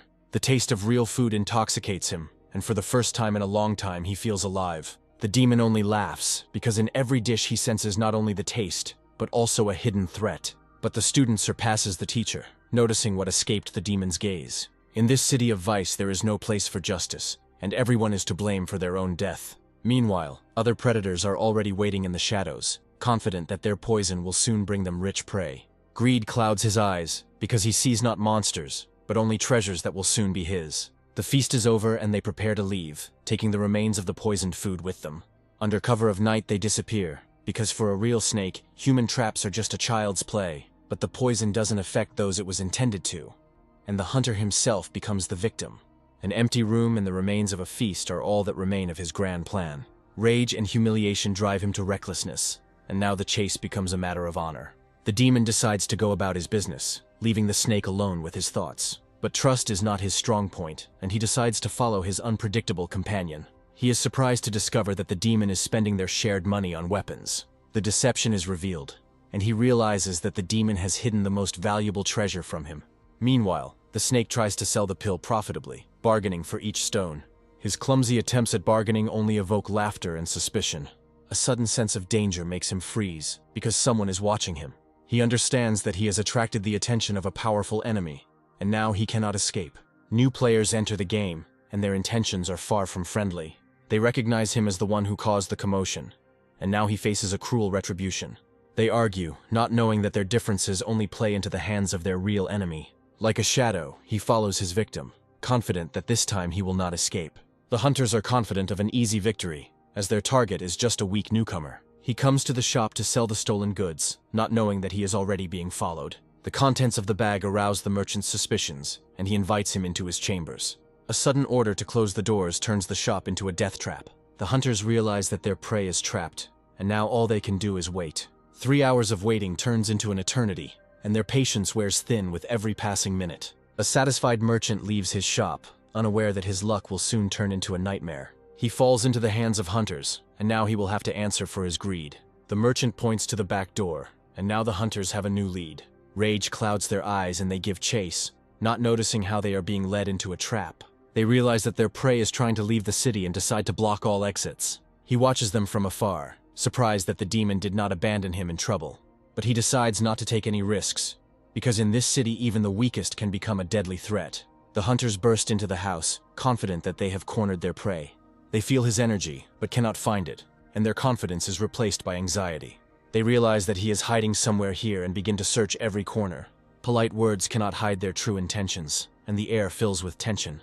Patience runs out, and they draw their blades, ready for a bloody end. The first attack falls on the demon, and his rage knows no bounds. Hunters count their victims, not knowing that the real enemy has not even shown itself yet. The demon becomes bait, and now the hunters are sure that their target is a defenseless animal. The sudden appearance of the puppets takes them by surprise, and their confidence is replaced by horror. The demon only laughs in response, because he is not just a beast, but a deity whom they dared to challenge. The fireball proves that his power has not faded away, but was just biding its time. Even after a fatal blow, the enemy remains alive, and his dark energy sows panic. They understand that even dead puppets can be deadly. The demon revels in their fear, because now he is the puppeteer, and they are just puppets in his game. He decides not to interfere, because at the crucial moment he can always collect the debt. The demon just grins, because he hasn't even started to have fun yet. The giant puppet enters the battle, and its power is capable of crushing any enemy. But the demon only licks his lips, because for him this is not a threat, but just a new entertainment. An icy attack hits him, but he doesn't even think about dodging. The giant frog becomes his final trump card in this deadly game. In one gulp she absorbs the icy attack, turning the threat into her own power. They are confident that victory is now in their hands, but the demon only grins. A shadow emerges from the frog's mouth, and its hunger proves stronger than any magic. They realize that they are trapped, and now all they can do is run. But the escape route is blocked, and now they are just pawns in the game of a mad god. They rush into the attack, confident that their combined power is enough to crush any enemy. But the demon only grins, for his wind of bloody blade is capable of tearing apart reality itself. He revels in their fear, because for him this is not a battle, but only a feast. Their energy is suppressed, and now all that remains is to wait for them to collapse from exhaustion. The battle awakens in him a thirst for training, as he realizes how weak he is compared to the demon. The sudden appearance of a beggar catches his attention, and he feels a strange, familiar energy. The wounds on his body are identical to those of the hunters, and a terrible guess pierces his mind. The demon is introspective, not understanding why his victim is not resisting. Suddenly he realizes that this was the true body he had been looking for so long. But what if this is just another puppet, and the real enemy is still lurking in the shadows? He understands that the enemy is somewhere nearby and decides to give it his all, because there is nowhere to retreat. The death of the puppets and the appearance of a mysterious dog ruin all his plans, leaving him alone with the unknown. A firestorm descends upon him, but he meets it with icy calm, ready for any attack. With ease, he creates a water shield, proving that his power over the elements is limitless. He is confident in his defense, not knowing that his enemy controls not one, but all the elements. A sudden attack from thunder talismans takes him by surprise, and his body is pierced by hellish pain. He walks straight into the epicenter of the explosion, and his insane courage makes even the snake freeze in horror. Too late he realizes that he has fallen into a trap, and now the ground beneath his feet is a minefield. The last trump card is the protective bell, his only hope of salvation in this deadly game. But even the indestructible defense shatters into pieces, and he is left defenseless in the face of his death. The explosion rocks the city, and his cry of despair is drowned out by the roar of collapsing buildings. He lies among the ruins, unable to believe that his impenetrable defense has been useless. But even on the brink of death, he does not give up, ready to meet his destiny with open eyes. The battle attracts the attention of the entire city, and now their secret is revealed. The demon realizes that his student is in trouble, and decides to intervene before it is too late. In his last attempt, he tries to absorb the serpent's soul, but his body is already at its limit. He understands that he underestimated the enemy, and now he will have to look for a new, stronger shell. The demon decides to use puppet technology to capture people's souls and gain new power. He sets out to find the serpent in order to unite his efforts and crush all enemies. The city is on fire, and he understands that this battle is only the beginning of a long and bloody war. The demon finds him, but instead of gratitude he receives only reproaches and suspicions. Accusations of inaction escalate into open conflict, and their alliance begins to crumble. He realizes that the demon knows about his secret affairs, and decides to escape before it's too late. The long chase wears them out, and they finally stop to divide the spoils. The demon generously shares food, but his true goal is not gratitude, but spiritual stones. He tries to negotiate a better deal for himself, but the demon sees right through him. A flash of rage gives way to curiosity, because the enemy's things may turn out to be useful. Among the junk he finds ancient artifacts, and his heart fills with greed. The demon promises to fix the broken artifact, but his true goal is to get everything. He takes the most valuable things for himself, proving that in this world you can't trust anyone. The demon shows off his new armor, promising him unlimited power in exchange for loyalty. In a rage, he tries to take back his treasures, but the demon turns out to be stronger and more cunning. The demon's generous offer makes him think, because the price for power may be too high. He reluctantly agrees, but secretly hides his most valuable treasure, not trusting his new ally. He understands that the demon is also playing his game, and decides to learn his cunning. The demon leads him to a new place of power, promising him even greater power. Before them appears a spiritual mountain, whose energy is capable of accelerating their path to the top. Even after 500 years, the cave retains its pristine power, untouched by time. This place is an ideal refuge, where there are no enemies or prying eyes. They both feel a surge of energy, and now their joint training promises to be truly explosive. The brutal training begins, and he prepares a hellish cauldron for his rebirth. The priceless pill promises him unprecedented strength, but the price for it is hellish pain. His body burns from the inside, and he finds himself in agony, because the path to strength lies through suffering. The old skin dissolves, and he sheds not only the flesh, but also his past weakness. He emerges from the cauldron a changed man, his newfound strength filling him with triumph. The teacher leaves him alone, because true strength is born in complete solitude. A week later, he is twice as long, and his new body is a living weapon. Now he can control his size, transforming from a giant into an invisible shadow. His strength and speed triple, and he realizes that he has surpassed all his limits. The new spikes on his tail hint at his true destiny: to become the legendary Yellow Dragon. Left alone, he decides to explore the cave, because the absence of the demon is a chance to become stronger. Suddenly his divine consciousness fades and he finds himself in pitch darkness. He feels that something is wrong with his consciousness, and panic begins to take hold of him. In the darkness he stumbles upon something, and a terrible guess pierces his mind. A sharp crystal cuts him, and the pain brings him back to the cruel reality. A whole vault of spiritual stones opens before him, and he realizes that he has found a treasure. He can't believe his eyes, because in front of him is a whole fortune that can change his destiny. Greed gets the better of him, and he decides to hide his discovery from the demon. As if they were alive, the stones themselves fly into his mouth, and he greedily swallows them one after another. But his body cannot withstand such a flow of energy, and he finds himself on the brink of life and death. The ancient dragon within him awakens, greedily absorbing the energy of the spiritual stones. But absorption is selective, and he understands that his artifact requires special food. The pain subsides, but now he will have to explain himself to the demon, whose curiosity knows no bounds. A cry for help interrupts his thoughts, and he realizes that his companion is in trouble again. A swarm of fire moths descends upon the demon, and his cries for help go unanswered. In a rage, he accuses the snake of inaction, not knowing that it itself is scared to death. Even the indestructible armor proves powerless, and the demon is overcome by panic. He decides to intervene, because the death of the demon will leave him alone with this nightmare. A joint attack becomes their only chance of salvation in this firestorm.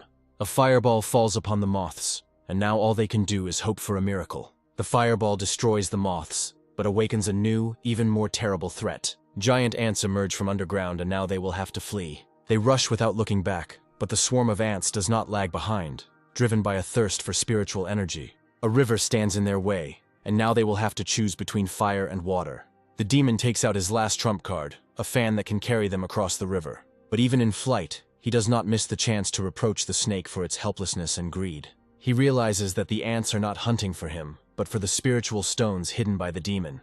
It turns out that the highest spiritual stones are a magnet for monsters, and now they are the main bait. The demon admits that he is the cause of all their troubles, and his self-satisfaction knows no bounds. A sudden storm hits them, and now they will have to fight not only monsters, but also the elements. A lightning strike splits the fan, and now they are left alone with the raging elements. The demon throws him a lower stone, hoping that it will distract the monster's attention. The whirlpool draws them into its embrace, and now they will have to fight for their lives. In desperation, he uses water bullets, hoping to weaken the current and escape the trap. But his strength is too little, and he understands that he cannot cope alone. The demon disappears into the abyss, and he is left alone with his helplessness. He dives after him, because despite all the differences, he cannot abandon him in trouble. At the bottom, he finds the cause of the whirlpool, a giant mountain creating a deadly current. Even his thorns prove powerless, and he understands that inevitable death awaits them. Miraculously reaching the shore, he sees that the demon is unconscious, and now their fate is in his hands. In desperation, he decides to do the most disgusting thing, because the demon's life hangs by a thread. Confused and humiliated, he comes to his senses, not knowing whether to thank or curse his savior. He decides to take advantage of the moment to find out from the demon the secret of the highest spiritual stones. The flash of rage in the demon's eyes indicates that he has touched on a forbidden topic. In fear, he tries to retreat, but the demon will not let him out of his tenacious clutches. The demon reveals to him the secret of the abandoned mine, but the price for this knowledge is an eternal debt. 2 months later, the rainy season puts out the fire, but brings with it a new, even more dire threat. Hunters from all over the world come to the mountain, attracted by rumors of untold treasures. Powerful clans are among them, and now the mountain turns into a bloody battlefield. Rumors of the white snake are spreading throughout the area, and now it is the main target for all hunters. The new freedom intoxicates her, but deep down she feels that she has lost something more than just a chain.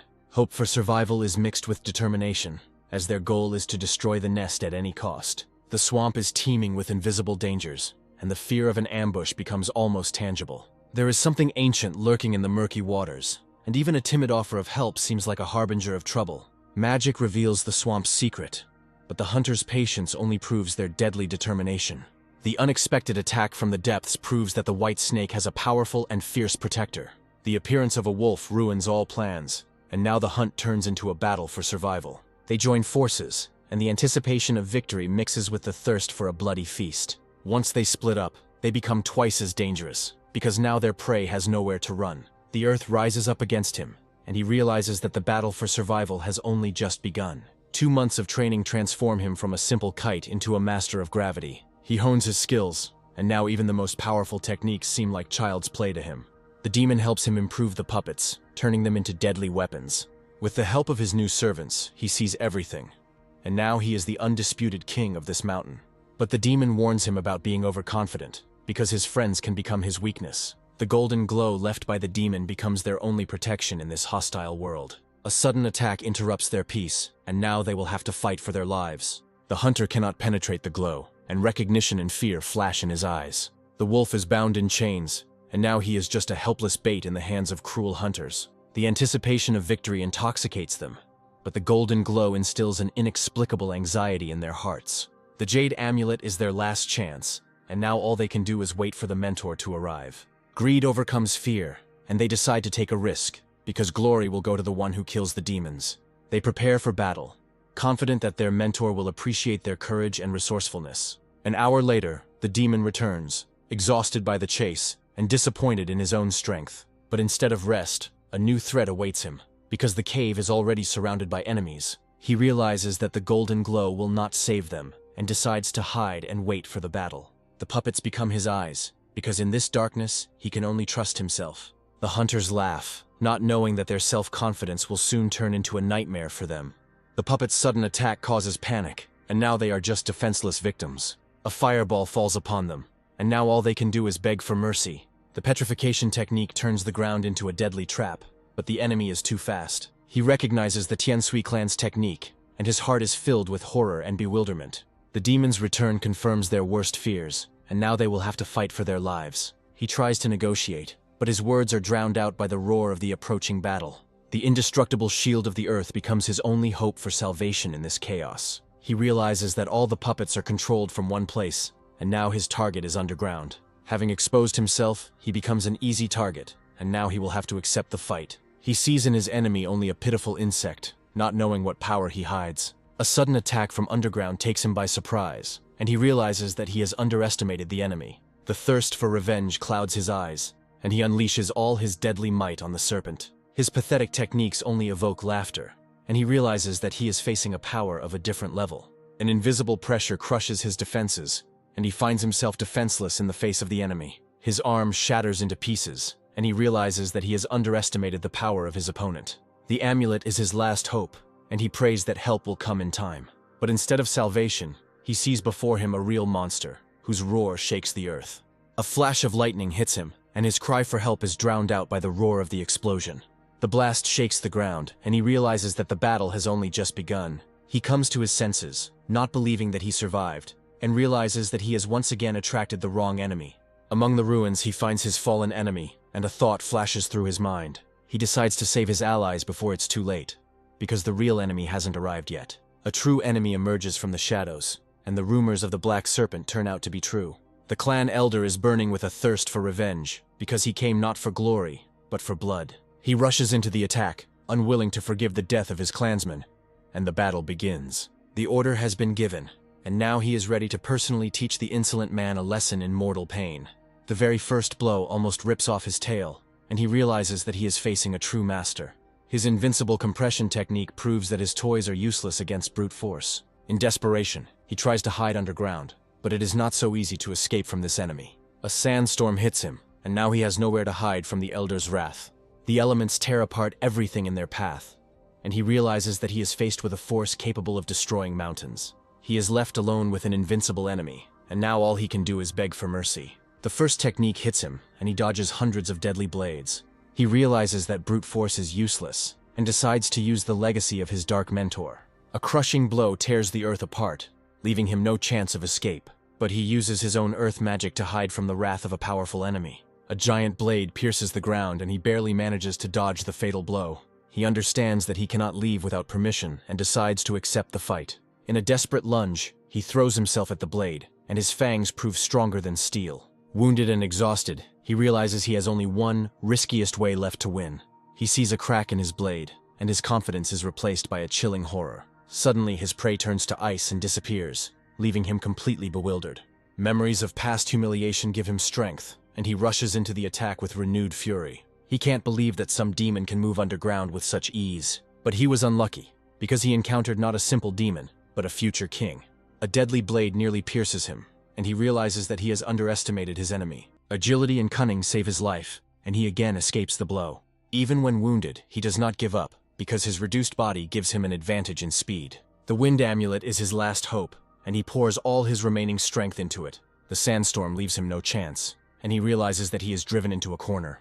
In his last attempt, he uses the amulet of invisibility, but it doesn't help either. He dives 800 meters underground, and now all he can do is hope for a miracle. He understands that the only way to win is to become like his enemy.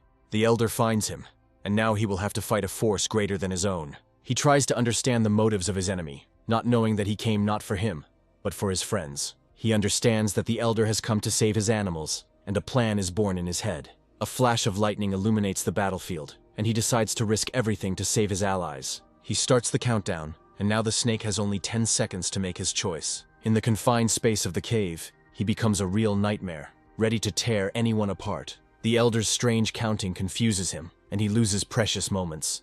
At the last moment, he decides to take a desperate step, coming out of hiding and taking the blow himself.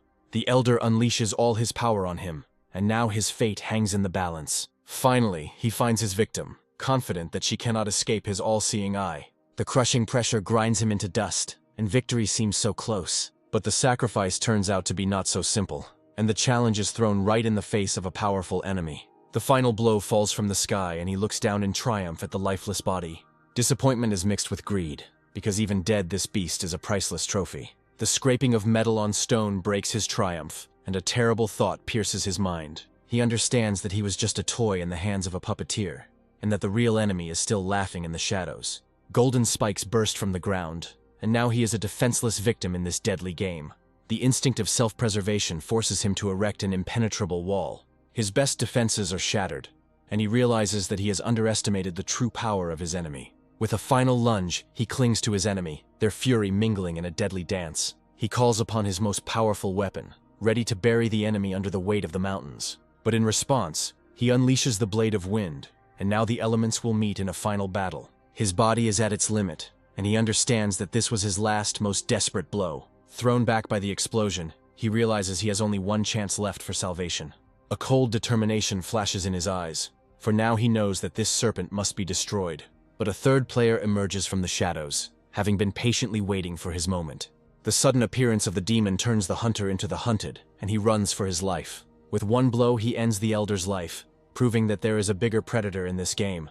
But victory gives birth to a new conflict, and now they will fight for the right to possess the body of the fallen enemy. His dying cry turns out to be a ruse, and he rises from the flames, ready for the final battle. The battle is over, and now that the enemy has been defeated, it is time for the bitter truth about the price of victory. To win, he had to sacrifice a part of himself, turning his own body into a death trap. Exhausted and broken, he is ready to give up, because the battle has taken from him not only his strength, but also his will to live. The demon's rage unleashes upon the entire clan, and he vows to incinerate anyone who dared to hurt his disciple. He leaves them in a safe place, surrounded by care and protection, because even demons have those they protect. He leaves to bring healing, leaving them alone with hope and fear of the unknown. A generous gift becomes the price of loyalty, but grievous wounds remind us of the cruel price of this battle. He grants him not just healing, but the power to change his destiny and make him invincible. Leaving them with everything they need to survive, he leaves to start his own war. Revenge becomes his only goal, and he goes straight to the enemy's lair. The clan leader's rage knows no bounds, because for 10 years, no one has dared to challenge them. Suspicion falls on the eternal enemies, and the fragile peace between the clans is under threat. But the snake catchers deny their guilt, because even their minor skirmishes are not worth the life of an elder. Despite the peace treaty, the underground war continues, with each side seeking its own gain. The search reaches a dead end, and they realize that they have encountered a monster they have never seen before. The corpse, burned to ashes, proves that this is not the work of a monster, but of something more powerful. Suddenly, the elder recognizes the handwriting of his old enemy, the Black Serpent, whose name inspires terror. Anger and thirst for revenge are mixed, and now he is ready to do anything to destroy the damned serpent. He decides to turn for help to someone who has already encountered this monster once and survived. He watches from afar, confident that his enemies will not be able to cope with his cunning plan. The demon decides to take advantage of the moment and desecrate the graves of his ancestors in order to protect his student. He finds a tomb, and the icy aura emanating from it promises him untold treasures. But his greed runs into an indestructible barrier, and he realizes that the coffin is protected. An ice dragon bursts out of the coffin, its roar shaking the very earth, freezing everything around it. The demon realizes that he is facing a force equal to his own, and now he will have to fight. The battle between two titans begins, and now not only treasure is at stake, but also life itself. The ice dragon proves stronger, and the demon realizes that he underestimated his enemy. But even in defeat, he does not lose his pride, because before a real dragon, any illusion is just dust. The noise of battle attracts attention, and now they will have to answer for desecrating sacred ground. Horror grips them, as they realize that they have desecrated the shrine of a powerful clan. They are in a panic, because now they will have to answer for their actions before the enraged head of the clan. Meanwhile, the chase continues, and now the hunters are confident that their prey is somewhere nearby. A sudden smell of burning throws them off the trail, and they realize that their enemy is not so simple. The long-awaited breakthrough to the 7th rank grants him unprecedented strength and self-confidence. Now he is a real monster, capable of crushing anyone who stands in his way. Golden spikes cover his body, and he imagines with horror that he will become a real monster. But their peace is disturbed by the howl of a wolf, and he understands that the enemies are already close. They hide, but know that they cannot escape their fate, and they prepare for the decisive battle. The clan leader senses something is wrong and orders his disciples to search every inch. An urgent message interrupts his search, and now he will have to return empty-handed. The news of the plundering of his ancestors' tomb enrages him, and now revenge becomes his only goal. They fly away, unaware that they are being watched by the one who caused all this chaos. The demon rejoices, because now he has not only a treasure, but also the perfect body for a puppet. The clan leader's wrath falls upon his students, as their incompetence led to disaster. They realize that they are facing an enemy whose strength is superior to their own.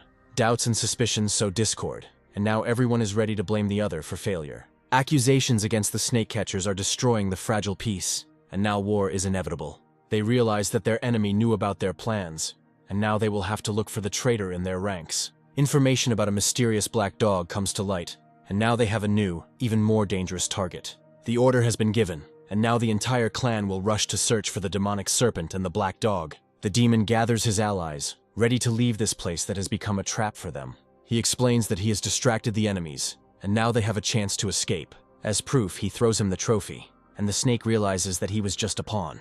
They run without looking back, because the clan is already close, and now their fate hangs in the balance. The demon leads them to the Valley of Snakes, where they can replant the sacred trees. Gratitude overwhelms him, but he cannot understand why the demon is so kind to him. A generous gift becomes the price for loyalty, but the demon denies his merit.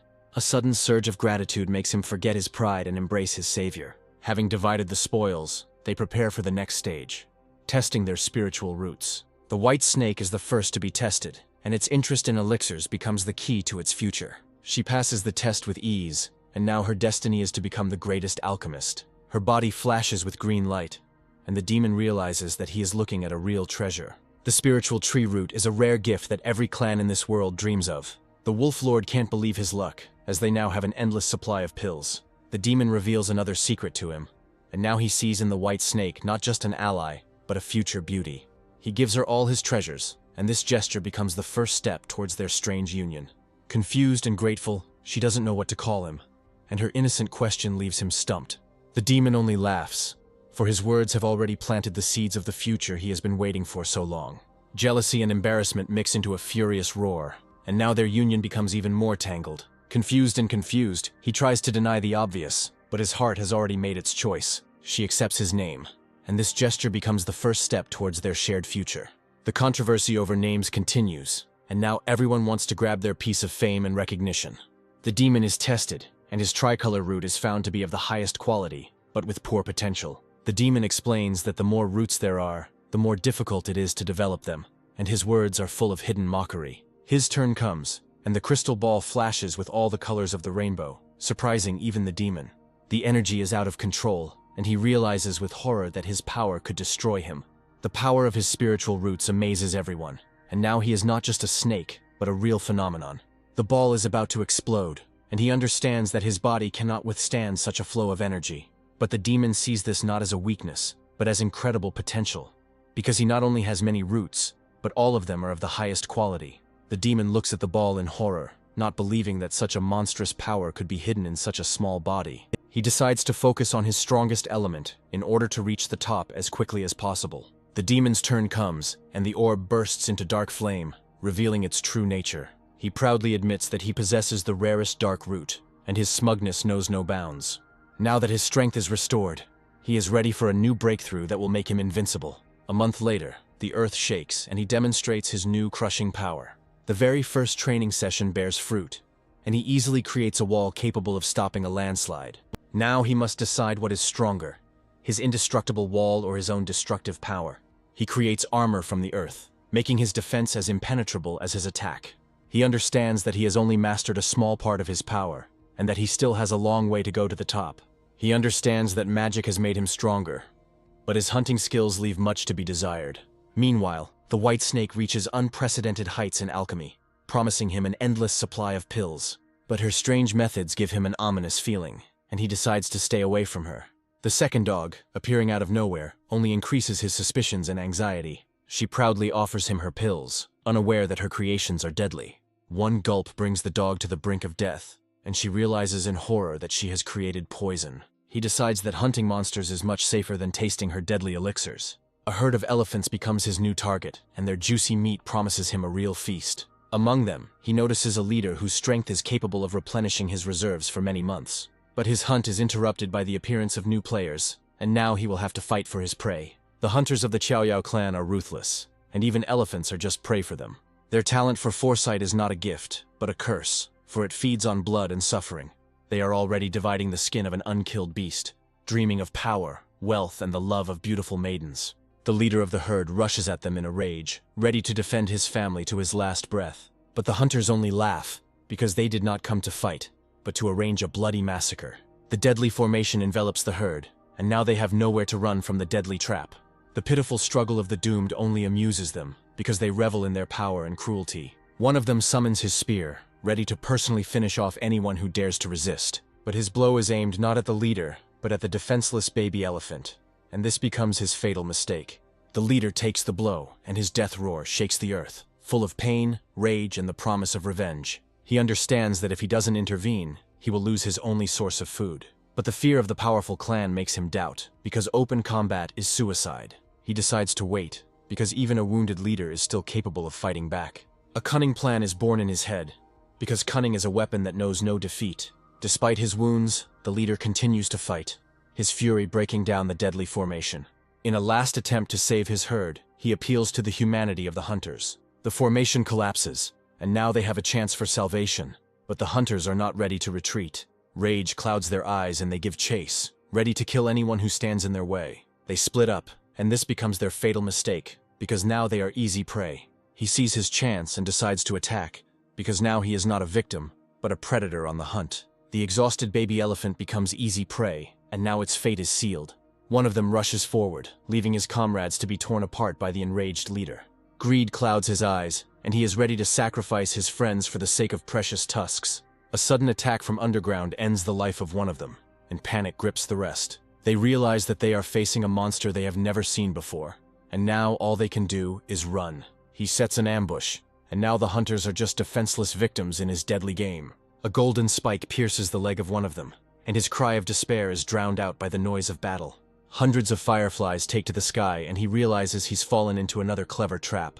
The explosion blinds him and he falls, defeated, not believing that some bug has tricked him. A small but deadly enemy emerges from the grass, and now it will have to answer for its cruelty. He saves elephants, but now he will have to become bait for hunters himself. The mentor sees the dead leader and understands that his students have failed. Suspicion falls on the escapees, and he sends his faithful servant to search for them. An explosion interrupts his thoughts, and he realizes that he is faced with a force equal to his own. Divine consciousness scans the surroundings and demands that the invisible enemy reveal itself. He realizes that his opponent is a master of laying the groundwork and decides not to take any risks. In a rage, he unleashes his wrath on the ground, trying to smoke out the cowardly enemy. But instead of the serpent, he finds only his disciples, ready for the last, decisive battle. They report that their target has escaped, and now they will have to pursue him. He sees their tension and decides to play a joke on them, because the game has just begun. The puppet charges forward, and now the hunters will have to fight the shadow. He realizes that he is facing a puppet master, and his confidence is replaced by fear. The attack on the students turns out to be just a diversion, and now he is left alone. He laughs, because why fight fair if you can kill your enemy with his own weapon? The student's dying scream echoes through the forest, and now the mentor burns with a thirst for revenge. The mammoth leader enters the fray, his fury capable of incinerating the earth itself. He understands that he cannot cope alone, and his only hope is his little helpers. Fire beetles distract the enemy, giving them a chance to deliver the decisive blow. But the enemy disappears again, and he realizes that this game of cat and mouse could cost him his life. He decides to fight to the end, and his water curtain becomes the last line of defense. The battle of the elements reaches its climax, and now not only victory but life itself is at stake. He understands that if this continues, he will die without ever knowing true power. In despair, he decides to sacrifice his treasure to have a chance of salvation. His faithful assistant flies away, leaving him alone with the enraged enemy. The battle leaves behind only corpses, and he looks with bitterness at the exterminated herd. But among the dead bodies he finds a survivor, and hope flares up in his heart. He decides to help the wounded leader, because their shared hatred of hunters makes them allies. Suddenly the leader bursts into flames, and he realizes that he has witnessed a real miracle. A new, even more powerful beast emerges from the flames, and now they have a chance for revenge. He understands that all this was part of an insidious plan, and now he himself has become a pawn in someone else's game. Gratitude overwhelms him, and he is ready to kneel before his savior. He decides to hide his true identity, because in this world it is better to be a servant than a target. He sees the corpse of a defeated enemy and realizes that the golden elephant was just a bait. The thought that the enemy might be alive makes him give up easy prey. 3 days later, he comes to, unable to believe that he survived the deadly battle. Rebirth gives him not only a new life, but also a chance to atone for past sins. His mentor appears from the shadows, and he doesn't know whether to be happy or afraid of this meeting. The mentor's ridicule hits him where it hurts, and he realizes that in his eyes he is still a weakling. But behind the mask of contempt lies concern, and he decides to take him to the clan to heal his wounds. Meanwhile, the snake realizes that for a real breakthrough, he needs something more than just a fish. He understands that for true power, he will have to trust his dark mentor. A sudden explosion interrupts his thoughts, and he looks anxiously towards the lair. A demon emerges from the smoke, poisoned and humiliated, having almost been killed by kindness. The Lord of the Wolves does not believe in her holiness, because her gift is not a blessing, but a curse. The demon is in despair, as her inept talent turns their cave into a powder keg. He tries to reach out to the demon, but he sees her chaos as just a funny distraction. Despite all the failures, she proudly presents her first successful creation. He feels the dark energy emanating from the pill and understands that it was created especially for him. The battle for the pill becomes a test of their strange alliance, where care mixes with cruelty. The demon insists on his own, because in his perverted world, this is the highest manifestation of brotherly love. She proudly declares that her talent is limitless, and now they can forget about hunger. But the demon reminds her of others, because true strength lies in faithful allies. The Wolf Lord is in despair, as he will have to go hunting to prove his worth. He soon returns with the spoils, and now they have the perfect test subject for the new elixir. They decide to feed the fish to the monkey to test what the new pill can do. An explosion of energy transforms the monkey, and it breaks through several ranks at once. Even half a pill grants incredible power, and they realize that they have created a real miracle. She rejoices, because her genius knows no bounds, and now she is the greatest alchemist. But triumph turns to horror when they see their test subject turning into a monster. The fish grow legs, and now they realize their experiment has gotten out of control. A scream of horror breaks the silence, and they realize that they have created a real monster. They find a monkey, barely alive, and decide to carry out their cruel experiment to the end. The remains of the pill transform her agony into something unimaginable, and she begins to change. The transformation exceeds all their expectations, and they realize that they have created something perfect. The monkey goes through all the stages of evolution, turning from a simple animal into a higher being. Having broken through 5 ranks at once, she becomes human, but the price for this is too high. Her body cannot withstand such a flow of energy, and she falls dead, never having experienced her new power. She looks at her creation in horror, not realizing that her genius has turned into tragedy. The demon tries to console her, but deep down he himself doesn't understand what went wrong. The familiar manner of death awakens vague memories in him, hinting at a dark and cruel past. He feels a strange energy emanating from her and realizes that she is not who she seems. His suspicions are confirmed, and he realizes that she is practicing a forbidden technique. The heavenly demon technique is not a gift, but a curse, and now she is doomed. The demon admits that his gift was a trap, as this technique is only suitable for demonic bodies. He orders her to activate the technique to see what her unique root is capable of. The fusion of 2 forces creates something unprecedented, and he realizes that her pills were no accident. He forbids her to refine the pills, but deep down he hopes that she will disobey. He encourages her, because her talent is the key to their shared power and success. Her eyes glow with determination, and she vows that she will soon create the perfect cure. The demon decides to help her, because her success is also his chance for a long-awaited breakthrough. Dreams of flight are shattered by harsh reality, but a golden object in the hands of a demon gives new hope. The clan's secret map becomes their key to untold treasures, and they prepare for a night raid. Under the cover of the moon, they penetrate into the enemy's lair, where every step could be their last. The Purple Cloud Clan is a world of women where beauty, arrogance, and deadly magic reign. Their cultivation technique is not a gift, but a curse that turns men into obedient slaves. They revel in their power, not knowing that their technique is a path to madness and self-destruction. Under the cover of night, a tragedy unfolds, and love becomes a bargaining chip in a game of power. She rejects him, because in her eyes he is just a toad dreaming of a heavenly swan. They watch the humiliation, and the demon reveals his insidious plan, because their main goal is not treasure. He learns a terrible secret, because the creator of this technique was originally a man who sacrificed everything for the sake of strength. He is concerned with only one thing: how to penetrate the impenetrable barrier unnoticed. The demon only grins, because nothing is impossible for him, even transformation. In an instant, the ferocious demon turns into a cute puppy, ready to do anything for his goal. He pounces on the puppy in disgust, but deep down he knows this is their only chance. Their cunning plan is ready, and now all they have to do is wait for the victim to fall into the trap. The appearance of the guards becomes a signal for action, and they put their plan into action. A small chameleon sent by the snake creates the illusion of an attack, attracting the attention of the guards. They rush to help, not knowing that their compassion will lead to their death. She takes the wounded puppy, and now the gates to their lair are open to a real predator. He easily penetrates inside, and now the fate of the entire clan is in his clawed paws. Inspired by the demon's success, he decides to repeat his trick using his puppets. But his plan falls apart when the guards return, attracted by the noise. The puppet attacks him, and now he becomes a victim in his own game.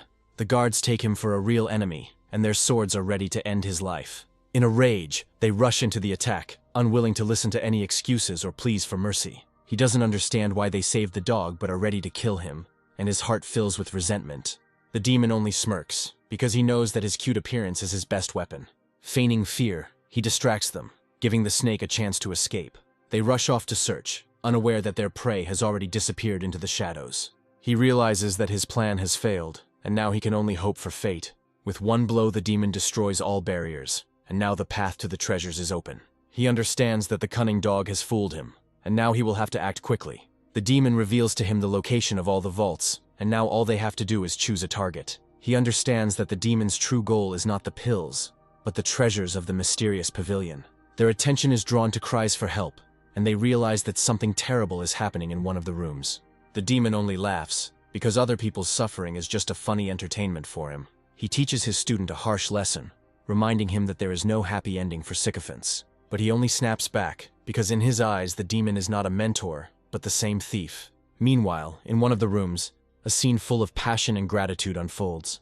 But behind the gentle words lies a thirst for revenge, and now he is ready to tear his offenders to pieces. The familiar energy makes him wary, because it carries not only power, but also a mortal threat. The demon reveals to him the location of the room with the pills, but warns him of the danger that lurks inside. He develops a cunning plan where each of them will play their part in this deadly game. The demon is ready to do anything to distract the guards, because not only the pills are at stake, but also their lives. Any noise could be their last, but for the sake of treasure they are ready to risk everything. He enters the room and immediately feels a familiar energy that makes his blood run cold. Suddenly he realizes that his old enemy is not only alive, but is one step away from him. The thought of revenge clouds his eyes, and he decides to take advantage of the moment to end it once and for all. But the hard stone under his feet ruins all his plans, and now he will have to improvise. He decides to use his golden needles, because at such a distance they are the most deadly weapon. He understands that he cannot kill 3 at once, and decides to act cunningly. The appearance of the servant with gifts gives him the perfect chance for a surprise attack. But in the room there is not only his target, but also someone who can ruin all his plans. The servant hides behind the name of the mentor, and now his lie becomes even more dangerous. Women laugh at his naivety, not knowing that before them is not a servant, but a messenger of death. They despise him for his kindness, because in their world, compassion is weakness. He realizes that the demon is useless, and now he will have to act alone. They mock him, not knowing that his kindness is just a mask hiding a deadly threat. He releases his golden spikes, and now their laughter will be replaced by screams of horror. A deadly energy pierces the silence, and now they will have to answer for their cruelty. A golden spike pierces his body, and a scream of agony shakes the walls of the room. The absorption technique drains his strength, and now he is a defenseless victim. An ice arrow pierces his back, and now his fate is sealed. The noise of battle attracts attention, and now their secret is revealed. He decides to run away, because if he is caught, the treasure will go to someone else. The sudden appearance of a servant ruins all his plans, and now he will have to improvise. He tries to justify himself, but his words are drowned out by the rage of his deceived friend. Shock and disbelief give way to rage, and now he is ready to tear the traitor to pieces. He rushes into the attack, and his fiery fist carries all the pain and disappointment. The explosion destroys the room, and now their secret becomes the property of the entire clan. The clan's founder emerges from the shadows, and her power makes even the serpent freeze in terror. He realizes that his mission is accomplished, and now all that remains is for him to do is watch the battle of the Titans. Meanwhile, in the laboratory, the demon faces a new threat, and his patience is running out. The old woman guarding the pills turns out to be not so simple, and her strength inspires respect. The demon decides to take advantage of the moment while everyone is distracted and steal the precious pills. But the smell of burning gives him away, and now he will have to face the angry old woman. He understands that he was deceived, and now he will have to answer for his actions. The sudden attack takes him by surprise, and he realizes that he has underestimated his enemy. He decides to go all in and use his fire magic to distract the old woman. A fireball falls on the furnace, and now he has a chance to escape with the stolen treasure. The demon returns, and now they are ready to begin the most dangerous part of the plan. They rob the lab, and now have everything they need to create an army of puppets. The old woman is furious because she was fooled, and now she wants only one thing: revenge. The demon only laughs, because his student is his main weapon in this battle. The old woman's rage falls upon them, and now they will have to flee. They hide, but understand that the treasures of the clan's past are their only chance for survival. A sudden ringing of the bell gives them away, and now they will have to face the wrath of the entire clan. They realize that they have been discovered, and now all they can do is hope for a miracle. A bad feeling comes over him, and he realizes that it is time to run before it is too late. The demon activates the teleportation formation, and now they have a chance to escape unnoticed. The demon feels that something has changed, and now he is not ready to risk his life. He trusts his intuition and suggests that the demon leave before it is too late. But the demon only laughs, because he believes not in intuition, but in cold calculation and brute force. He understands that the true path to cultivation is not to avoid risk, but to be willing to put everything on the line. Suddenly the demon agrees, and now they are ready to use the puppets together to infiltrate the pavilion. The formation is activated, and now they can only hope that their plan will work. Teleportation takes them straight to the treasury, and they realize that their daring plan has succeeded. They see untold treasures, and now they will have to decide what to take and what to leave. The demon finds something strange, and his instinct tells him that it is not just an artifact. He recognizes it as something he left behind many years ago, and now his past is ready to return. The demon offers him treasures, but his true goal is not to help, but to test him. Greed wars with caution, and he decides to take only what he can carry. He studies a new spell, because his instinct tells him that the puppets might fail him. The precious pumpkin beckons him, and he decides to take a risk, because such a treasure cannot be missed. Trying to break through the defense turns into hellish pain, and he realizes that he underestimated the enemy. The formation was destroyed, and now they were left alone with the enraged guards. A sudden darkness envelops them, and they realize they are facing a force greater than their own. An elder emerges from the shadows, and her wrath promises them a quick and painful death. The demon tries to resist, but his strength is insignificant compared to the elder's power. She revels in their fear, because today no one will leave this place alive. The order has been given, and now the entire clan is transformed into an impregnable fortress from which there is no escape. The demon realizes that their plan has failed, and now they will have to fight for their lives. He realizes that the elder only appears when the clan is in mortal danger. At the last moment, he manages to grab the most valuable thing, but this attracts unnecessary attention to him. The demon finds a way to break the formation, but it will take them a whole hour. He understands that brute force is useless here, and now they can only hope for a miracle. Fear paralyzes them, because the ocean of the elder's energy is capable of absorbing them completely. They realize that the elder is in ambush, and now they will have to play by her rules. A new plan is born, and now their task is to distract attention while they look for a way out. The entire clan rushes to search, and now they will have to fight not just one, but an entire army. The order has been given, and now even the clan leader joins the hunt, for their honor is at stake. Talismans sensitive to life energy become their main weapons in their searches. The huge reward makes them forget about fear, and now everyone is ready to risk their lives. They disperse across the territory, not knowing that what awaits them is not glory, but certain death. An ambitious student decides to act alone, because victory promises her an unprecedented reward. Her talent and diligence are admirable, but in the eyes of her mentor, she is just a pawn. She is ready to do anything to achieve her goal, because the reward is her only chance for freedom. The thirst for fame pushes her to recklessness, and she throws herself into the thick of things. Her ancestral sense leads her straight to her goal, and she realizes that her enemy is hiding underground. Meanwhile, he comes to his senses, and now he will have to face a new, even more terrible threat. Mutual accusations destroy their alliance, because the real threat lies in the shadows, not in the face of a comrade. Left for dead, he clings to life, for it is his duty to warn the clan of impending disaster. He understands that his death will be a victory for the enemy, and this thought gives him strength for the final push. Under cover of night, they search for their prey, unaware that they themselves have long since become prey. The found talisman becomes the key to solving the mystery, and now all they can do is call for help. But instead of salvation, they find only a fiery hell, and now they will have to fight for their lives. The ancestor's wrath falls upon them, because he sees them not as victims, but as the culprits of the tragedy. The cunning dog is using puppets again, and now the hunters are just pawns in his deadly game. He revels in his power, because for him this is not a battle, but just entertainment before the real feast.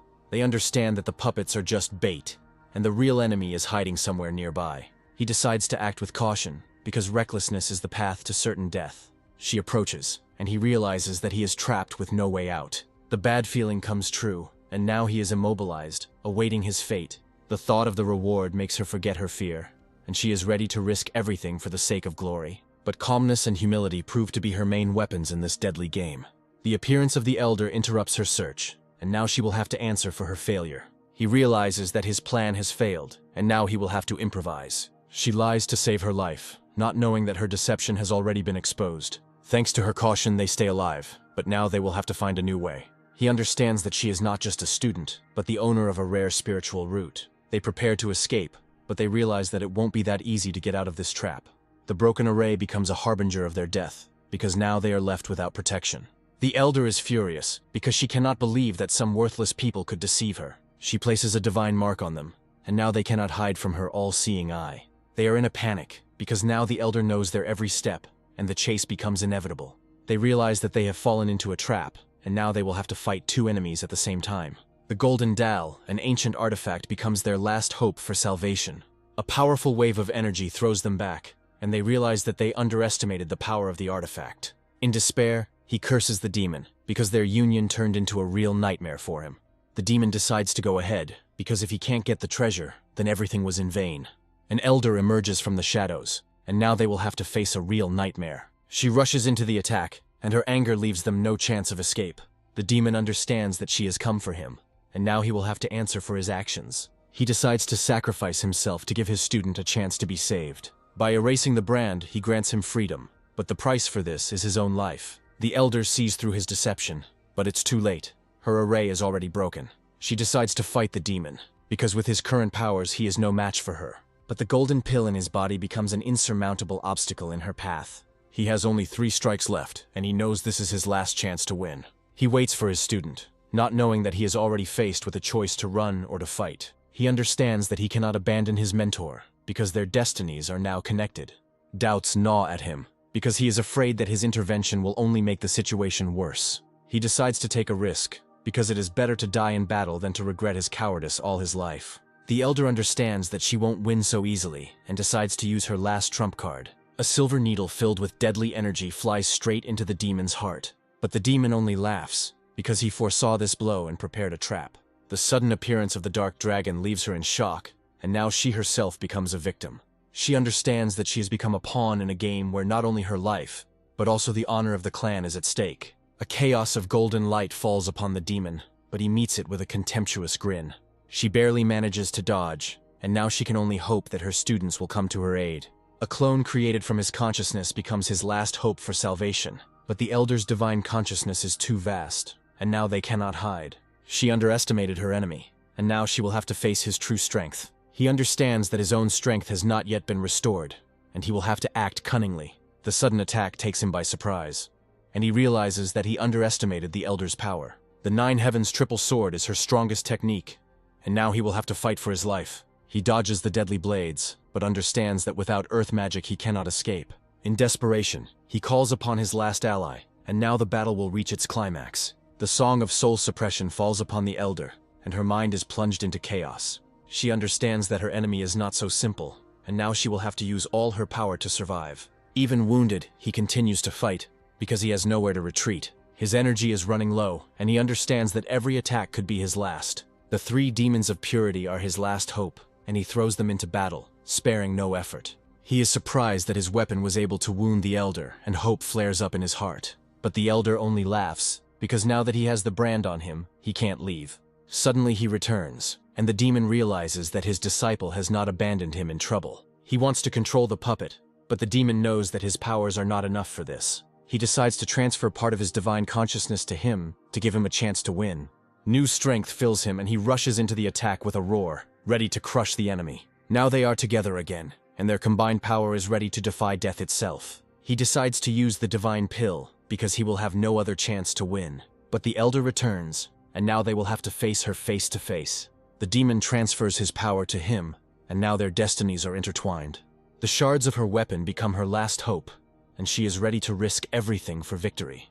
Their combined fury falls upon the elder, and now everything is at stake. The earth shield reflects her attack, and she realizes that she has underestimated the strength of her enemies. 3 demons of purity pierce her defenses, and now her fate hangs in the balance. The divine explosion pill is their last chance, and now all they can do is hope. He doesn't know his true abilities, but his instinct tells him what to do. He activates the pill, and now their combined power is ready to grind the elder into dust. The ancient vessel becomes their last hope, and now all they can do is believe. They rush into battle, because if they die here, then everything was in vain. The elder dodges the attack, and her speed amazes even the demon. At the last moment, she manages to put up a shield, but the blow still throws her back. A giant thorn grows from the ground, and now she has nowhere to run from the fury of the earth. She can't believe that some insignificant demon could master such a powerful technique. Rage clouds her eyes, and she realizes that she has been made a laughingstock of. He continues to attack, and now his fiery spikes are the harbingers of her demise. She falls, defeated, but in her eyes it is not fear that burns, but a thirst for revenge. He understands that even at the Golden Core stage, his student is a force to be reckoned with. The Golden Shield amulet is her last chance, and she throws it into battle, hoping for a miracle. She soars into the sky, and now she is not afraid of either the thorns or the fury of the earth. She realizes that she has underestimated her enemies, and now she will have to use all her power. A shower of pear blossoms is falling on them, and now they will have to defend themselves.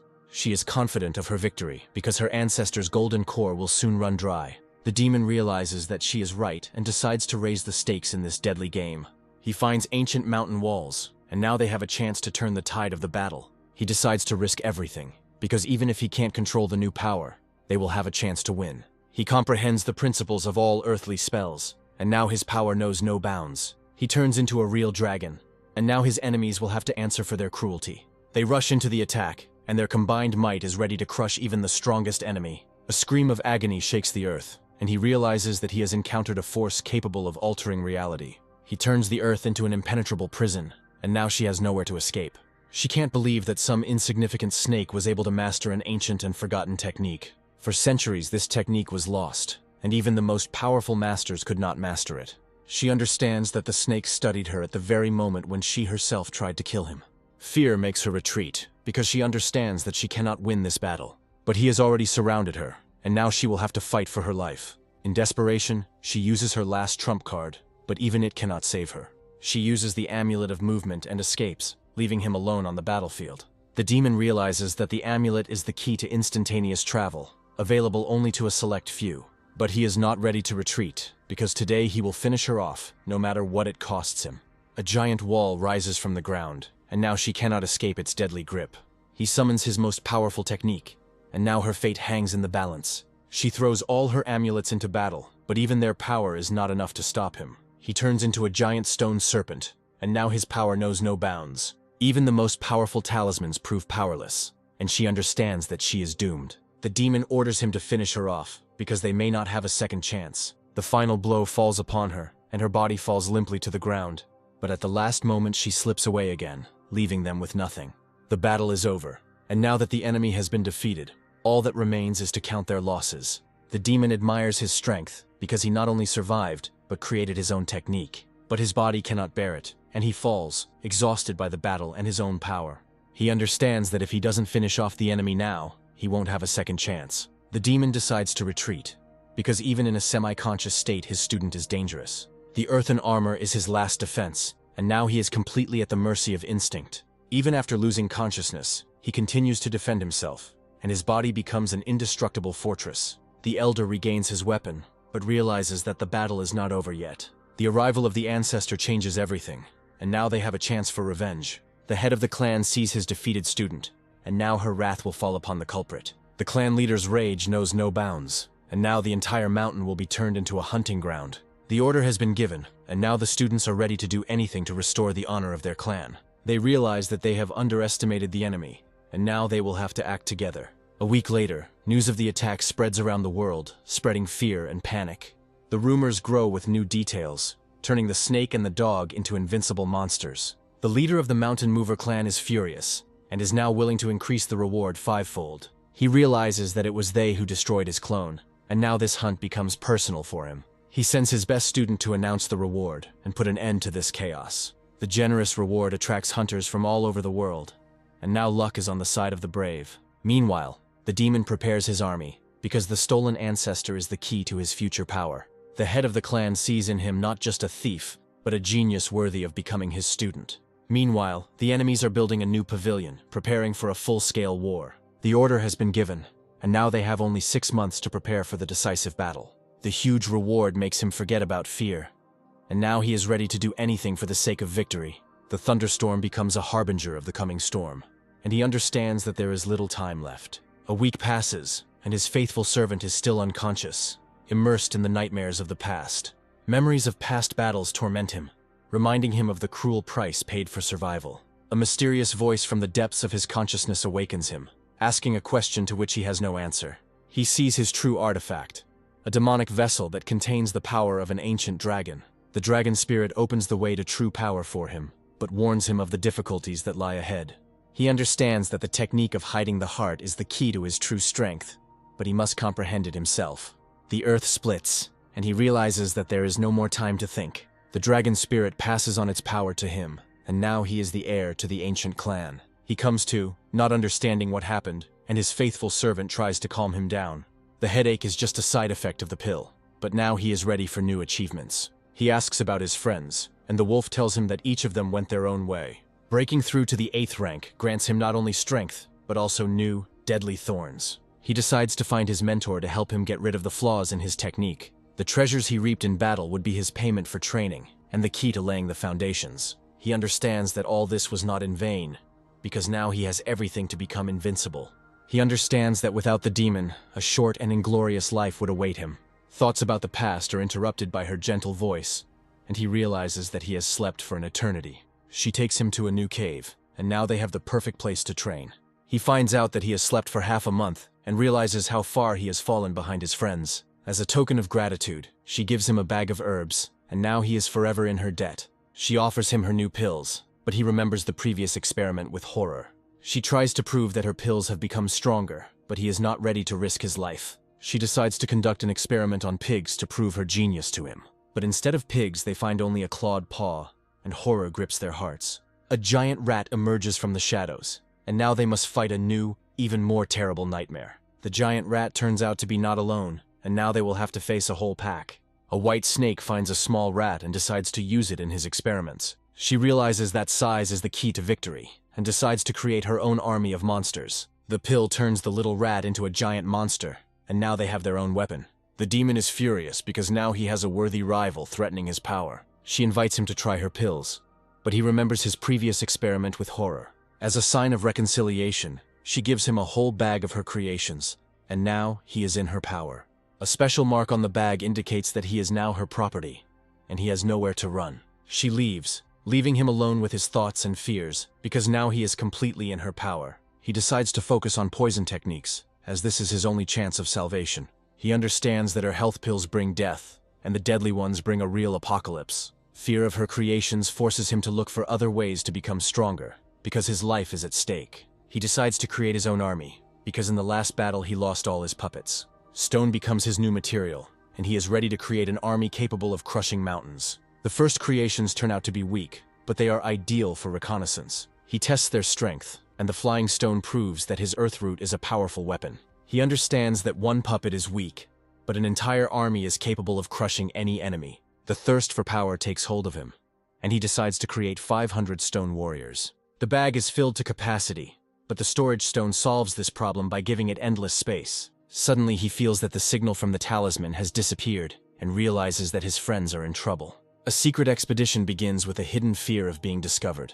The sudden discovery of a wounded stranger ruins all plans. The helpless victim turns out to be a long-time and hated enemy. A creature blinded by hatred prepares to commit cruel revenge. Suddenly the thought comes to use the enemy for your own dark purposes. The experiment begins under the guise of false sympathy. Cynical rescue is carried out for dubious gain. The unexpected power of the drug awakens a terrifying force. The resurrected enemy turns into an uncontrollable monster. A rash act leads to absolute and frightening chaos. He sends the puppets forward, as careless use of force could give him away. By the river he finds a wounded man, and his clothes indicate that he belongs to the Mountain Movers clan. He recognizes him as the very dog from the Purple Mist clan, and is ready for a bloody feast. Suddenly, a cunning plan is born in his head, and he decides to use the wounded man in his experiments. He gives him a pill, considering it the first good deed in his new life. The pill works too quickly, and he realizes that his creation is deadly. The effect proves too strong, and the wounded man dies in agony, unable to stop the bleeding. He decides to search the corpse to find out what treasures he so desperately protected. But instead of riches, he finds only a diary full of pain, love, and self-sacrifice. He reads about his tragic fate, and understands that he killed not an enemy, but an unhappy lover. He understands that all his troubles are from women, but his body still hasn't recovered. He creates an awakening pill to clear his mind and bring him back to life. The ghost of the wounded man thanks him, but asks him not to spit, because this is their only chance. He tries to feed him a pill in disgust, but he spits it out along with his saliva. The wounded man's saliva dissolves the pill, and now its power becomes uncontrollable. A foul smell fills the air, and he realizes that he has created not a cure, but a poison. The wounded man begins to vomit, and he realizes with horror that he is about to be drowned in someone else's vomit. He comes to, but now his body is just a vessel for indomitable energy. He summons the Ring of Taming, and now he is ready to subjugate any beast. He prays for a quick death, but the snake only grins, because his torment has only just begun. The talismans react to the approach of people, and now he will have to save not only himself, but also his friends. A group of hunters sets out to search, and now the entire Valley of Snakes turns into a death trap. They carefully check every corner, not knowing that what awaits them is not easy prey, but certain death. The sudden smell of vomit takes them by surprise and they realize they are trapped. They run without looking back, but the disgusting smell pursues them, depriving them of the strength and will to resist. A sudden attack from underground immobilizes one of them, and now he is a defenseless victim. He is on the verge of death, and his cry for help becomes a signal to his friends. They join forces, and their combined attack gives them a chance of salvation. The white snake reaches a new level of strength and is now ready for new battles. He comes to and realizes that while he was unconscious, his friends became much stronger. He comes to, not understanding how he survived, and sees two powerful beasts in front of him. Now he is their pet, and his life is no longer his own. She gives him a pill to make him sleep, and now they can calmly discuss their plans. He falls asleep, and now they can set out on their journey without fear that he will give them away. They head to the mountain on the border of the lands, because a new, even more difficult battle awaits them there. She remembers the demon's words and realizes that he left them a clue on how to cover their tracks. They realize that the demon sacrificed himself to give them a chance at salvation. He decides to lead his enemies into a magical forest where every trail leads nowhere. The hunters arrive at the scene but cannot find the entrance and realize they are trapped. The illusion blade technique destroys the barrier, and now they will have to face a real nightmare. The cave turns out to be empty, and they realize that their prey has escaped again. They feel residual energy and realize that they are just a little late. They decide to split up, as this will give them a better chance of finding the fugitives. Snake-finding techniques become their main weapon in this deadly race. The trail ends at a swamp, and he realizes that his prey is hiding in the muddy water. He decides to blow up the swamp to smoke out the snake, not knowing what power it will awaken. The explosion talisman is falling upon the swamp, and now they will have to face its wrath. A giant crocodile rises from the depths, and now they are just defenseless victims. The king crocodiles unleash their fury on them, and they realize they have been deceived. The snake's trail goes cold again, and now they have to search for it blindly, risking their lives. A foreboding feeling gathers in the crimson forest, full of hidden danger. A stupid mistake by one of them breaks the ominous silence, and pain pierces the air. A deadly swarm of poisonous bees descends upon the squad, sowing panic and chaos. Cries for help are drowned out by the buzzing sound as one of their own is devoured by the merciless pack. The sudden appearance of a fiery beast in the sky reveals the bitter truth about deception. The realization of the trap comes too late, because they have entered the lair of powerful creatures. The demonic beast's plan becomes clear, but the escape route is already cut off. The earth trembles from an unknown force, adding even more confusion to their desperate situation. A new nightmare emerges from the depths of the earth, huge and furious, leaving no chance for salvation. A brutal blow cuts off the last hope, demonstrating the full power of this primal horror. Horror paralyzes the mind, because the enemy turned out to be a monster of unimaginable power. Even on the brink of death, the last hope for healing glimmers in their hearts. In a desperate attempt, he unleashes an illusory barrage of shining blades on the enemy. The beast's self-confidence is unshakable, its power easily extinguishing any attack. Undeterred, he calls upon the power of the heavens, unleashing a blinding thunderclap. The monster's agility is astonishing as he gracefully dodges the deadly lightning. From the depths of imagination, a water dragon is born, ready to absorb the fiery fury. The clash of the elements shakes the earth, but even the mighty spirit of water cannot overcome the beast. Cunning proves stronger than brute force when water becomes the perfect trap. Shock can be seen in the eyes of his comrades, because their mentor turned out to be much stronger than they thought. The sudden return of the allies brings not only relief, but also a shadow of suspicion. Recognizing the ancient monster brings back the chilling horror of a past battle. From the very heart of the flames rises an old enemy, his soul burning with a thirst for revenge. With a roar of rage, the mighty beast breaks the shackles, proving the futility of their efforts. An unknown weapon falls from the sky, forcing them to flee in panic. The monster's unstoppable power shakes the earth, leaving no stone unturned. At the end of their strength, they miraculously dodge a deadly attack, realizing their weakness. When hope is almost gone, he uses his last chance to call for reinforcements. The enemy rushes forward, trying to sever the last thread connecting them to salvation. A desperate tactical move gives them precious moments to retreat. The earth-shaking echoes of the battle give them a fragile hope of salvation. In this chaos, new players emerge whose innocent appearance is deceptive. The heavy burden slows their flight, testing their loyalty and endurance. The tension is mounting, as every moment of delay could be fatal for them. The surviving pursuers lick their wounds, their souls filled with the bitterness of defeat and a thirst for revenge. Fear of the mighty beast sowed the seeds of doubt and indecision in their ranks. The leader decides to retreat, but his words already contain a promise of brutal revenge. The victory turns out to be bitter, because now his clan will have to look for a new refuge. Ahead of them lies a new, even more ancient danger, hidden in the shadow of a mysterious mountain. They find shelter, but their instincts tell them they are far from alone. The new shelter turns out to be occupied, and direct conflict promises only greater trouble. A cunning plan is born in their little heads, based on a very dubious weapon. The bait has been thrown, and the monkey's curiosity is about to turn into a big mistake. The foul-smelling explosion spreads panic and disgust, sending enemies fleeing in panic. Escaping the consequences of their mischief, they rush through the poisonous cloud. The resentment over the use of a personal secret causes slight discord in their close-knit team. He realizes with bitter irony that his life is a series of ridiculous and risky decisions. Even primates are shocked by such meanness, and are unable to resist the chemical attack.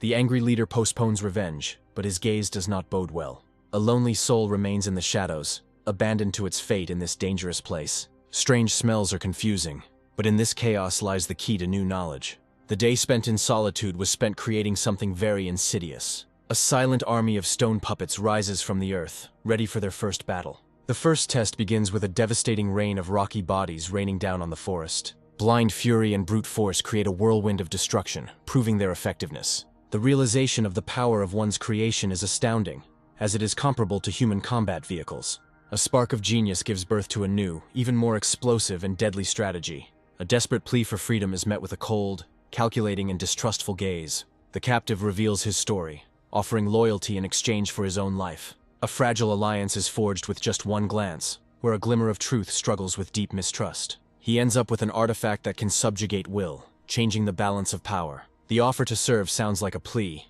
but is met with cold calculation. Desperate readiness for anything is shattered against the wall of centuries-old mistrust of the human race. The words of the oath are drowned in steel embraces, where every movement threatens death. A cruel test throws him onto the altar of loyalty, where the price may be his life. The daring question of survival only worsens his fate, doubling the stakes in this deadly game. The helpless body becomes a toy in the hands of stone giants, enduring unbearable pain. A shameful defeat only evokes contempt, because his true strength was never revealed. Silence becomes the only answer when the body is broken and the spirit is almost crushed. The unexpected order to heal his wounds suggests that his new master has his own, much more distant plans. Realizing his powerlessness, the cunning enemy decides to use someone else's hands to regain what was lost. Half a month of solitude gave him a new level of power, but his hunger for strength only increased. The new servant's loyalty is in doubt, and cruelty seems the only guarantee of control. An unexpected guest breaks the silence, bringing with him mysterious and living prey. In an attempt to please, he brings a bloody gift, not noticing the tension in the air. The owner's unnatural silence creates anxiety, because something clearly has not gone according to plan. A talking wolf shatters the illusion of control by revealing the shocking truth about his nature. A sudden and furious attack becomes retribution for his presumptuous stupidity. Far from the chaos, someone enjoys a peaceful meal, unaware of the drama unfolding. The boiling cauldron turns out not to be torture, but a strange test that he even enjoys. The prisoner's life hangs in the balance, and his fate is decided by a dispute about his thinness. A brief respite gives way to new horror when they decide to taste it. Horror breaks his will, and his soul almost leaves his body under their cruel mockery. The failed treasure hunt only highlights their desperate situation. An unexpected discovery brings back lost treasure, causing shock and bewilderment. The mysterious disappearance of the enemy finds its explanation in his dark and cruel past. His cold-blooded tale of easy victory only highlights his ruthless nature. The death of their protector opens a window for attack, and darkness falls upon the unsuspecting clan. A chance word reveals a bitter truth to him, and he becomes a legend among those who seek him. In this moment of despair, he finds the strength to renounce the past and choose a new path. His newfound pride is met with the mocking gaze of darkness. The legend comes to life before him, but an ominous laugh hints at a terrible substitution. Instead of an ancient ancestor, a mysterious beauty, bound in ice, appears inside. The sudden loss awakens in him a furious cry of despair and boundless love. His sudden impulse stuns even animals accustomed to cruelty. A cruel mockery falls upon him like a crushing blow, humiliating his feelings. His humiliating request to at least give up the body is interrupted by a sudden intervention. Desperation pushes him to a mad dash, ready to be content with even a scrap of her clothing. The last hope is shattered by a furious blow that drives him away. The master's true face is finally revealed, and his chilling horror is forever imprinted in memory. The brutal truth about his weakness becomes a humiliating lesson that crushes his pride. He is given the path to great power, but the price for it is mastering the art of seduction and deception. Jealousy flares into rage, because the right to be the first mentor was treacherously stolen. The truisms sound like a mockery, because they have long since passed this level. A cruel kick becomes an act of farewell, sending them on their way with the taste of bitter tears. The aroma of cooking food awakens painful memories that he is trying to escape. Even in this chaos, the simple wait for a hot meal gives them a brief respite. An unexpected gesture of compassion eases his pain, proving that he is not alone in his sorrow. A silent puppeteer watches from the shadows, his true motives a mystery. The first spark of awareness flares in his hand, revealing the true color of his newfound power. His ordinary strength becomes a measure of the norm, only emphasizing his ordinariness. The world is divided into two camps, where geniuses are marked by the rare gift of blue energy. The realization of perfection that blue energy brings becomes his new obsession. The simple arithmetic of power is shocking. One genius is worth 10 ordinary warriors. A bold question arises in his head: is there a limit to this ladder of power? The hierarchy of power is fully revealed, but its highest levels are accessible only to a few. The secret of true power lies not in the gift, but in the lost technique of the heavenly demon. The thought of the creator of this technology makes one tremble, because he must be truly great. Excessive praise of an unknown genius causes him to become jealous and irritated. Great art gives rise to dark suspicions, because its creator must be a real scumbag. A careless word makes the air freeze, and he feels the weight of their gaze on him. Words about the creator awaken in the beast a primal rage, ready to tear him to pieces. In the shadow of the mountains, a sinister alliance is formed, and an old enemy finds a new, even more powerful patron. The great demon beast appears in all its glory, and its power makes even old enemies tremble. Reluctant agreement hides a hidden resentment, but you can't go against such force. Care and pain mingle as his body is swaddled like a helpless baby. The ancient massif glows with a hidden menace, promising invisible death to any who dare enter. The protective talisman turns out to be two-faced, its safety overshadowed by words that sound like a farewell. A bitter confirmation breaks the silence, and the sudden farewell leaves behind only bewilderment. He chooses the path of solitude, heading to distant mountains in search of power that will change his destiny. The promise to return in years sounds like an eternity, reminding us of the transience of ordinary life. The sudden decision to follow his example speaks of an unwillingness to fall behind on this path of strength. The parting gift becomes the last chance for survival, sealed with a strict order. The power hidden in the gift is enormous, but its one-time nature gives it special value. Words of hope for a future meeting sound like a challenge to fate, receding into the distance in the rays of the sunset. A desperate call stops him at the last moment, as if there is still something unsaid. In response, he receives a gift that shines with unprecedented purity and energy hidden within it. The generosity of this gift is staggering, for it has the potential to change the course of his solitude. Boundless trust and self-sacrifice resonate in the simple offer to take everything. This gesture melts his heart, making him see his comrade as a true friend. The farewell at sunset is filled with gratitude and quiet hope for a new meeting. A belated return brings only the bitter news that he has missed his friend. The farewell message becomes a challenge, promising a future battle shoulder to shoulder. The news that she has gone alone raises concerns about her fate in this dangerous world. A sudden threat from the heavens falls upon them, testing the strength of their fragile alliance. The deadly attack forces them to act on the edge of their instincts to escape the fury of the heavens. Deceived in his expectations, the mighty enemy finds consolation in the form of easy prey. At the last moment, the ancient talismans flare up, creating a shield against imminent death. An unknown magic confuses the predator, causing him to doubt his own strength. Deep within his being, an ancient power awakens, emanating from his very bones. Realizing the futility of the attack, the nocturnal predator retreats into the shadow of the moonlight, leaving them alive. On the brink of death, he realizes the full power of the enemy, barely escaping thanks to ancient protection. Before they can catch their breath, they are faced with a new, even more terrifying and unlucky enemy. Memories of the past battle torment his soul, because the victory was only an illusion, and he was a weakling. A look of determination unites them, giving birth to a fragile hope of victory in this unequal battle.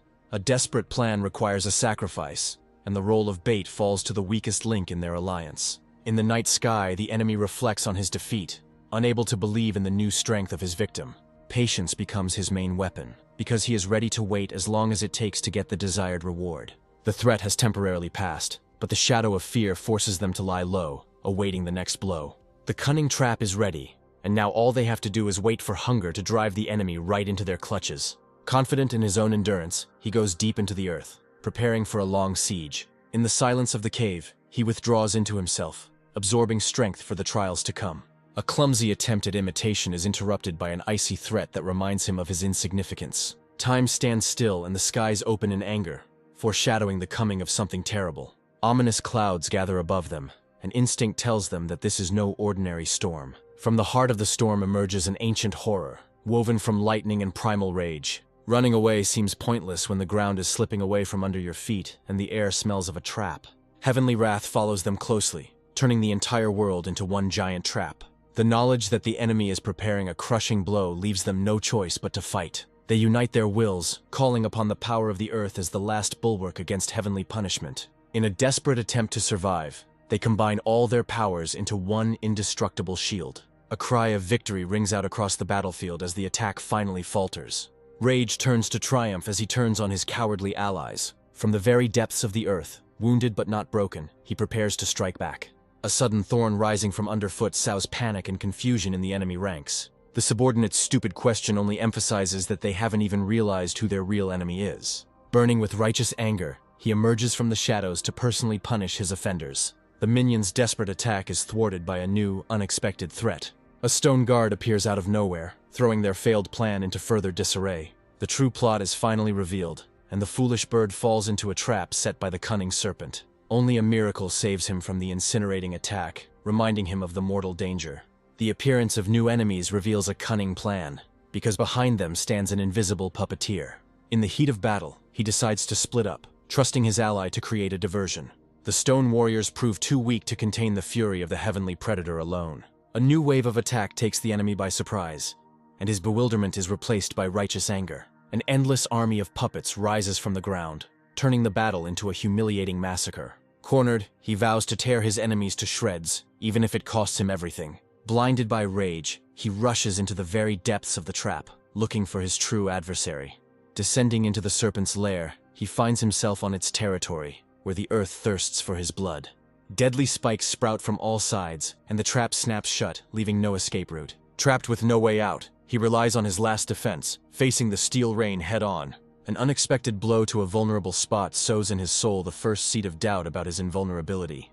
A moment of weakness becomes an opportunity for the enemy, and he rushes forward to deliver the decisive blow. The merciless throw of the snake was supposed to be the final chord, cutting short the life of the heavenly king.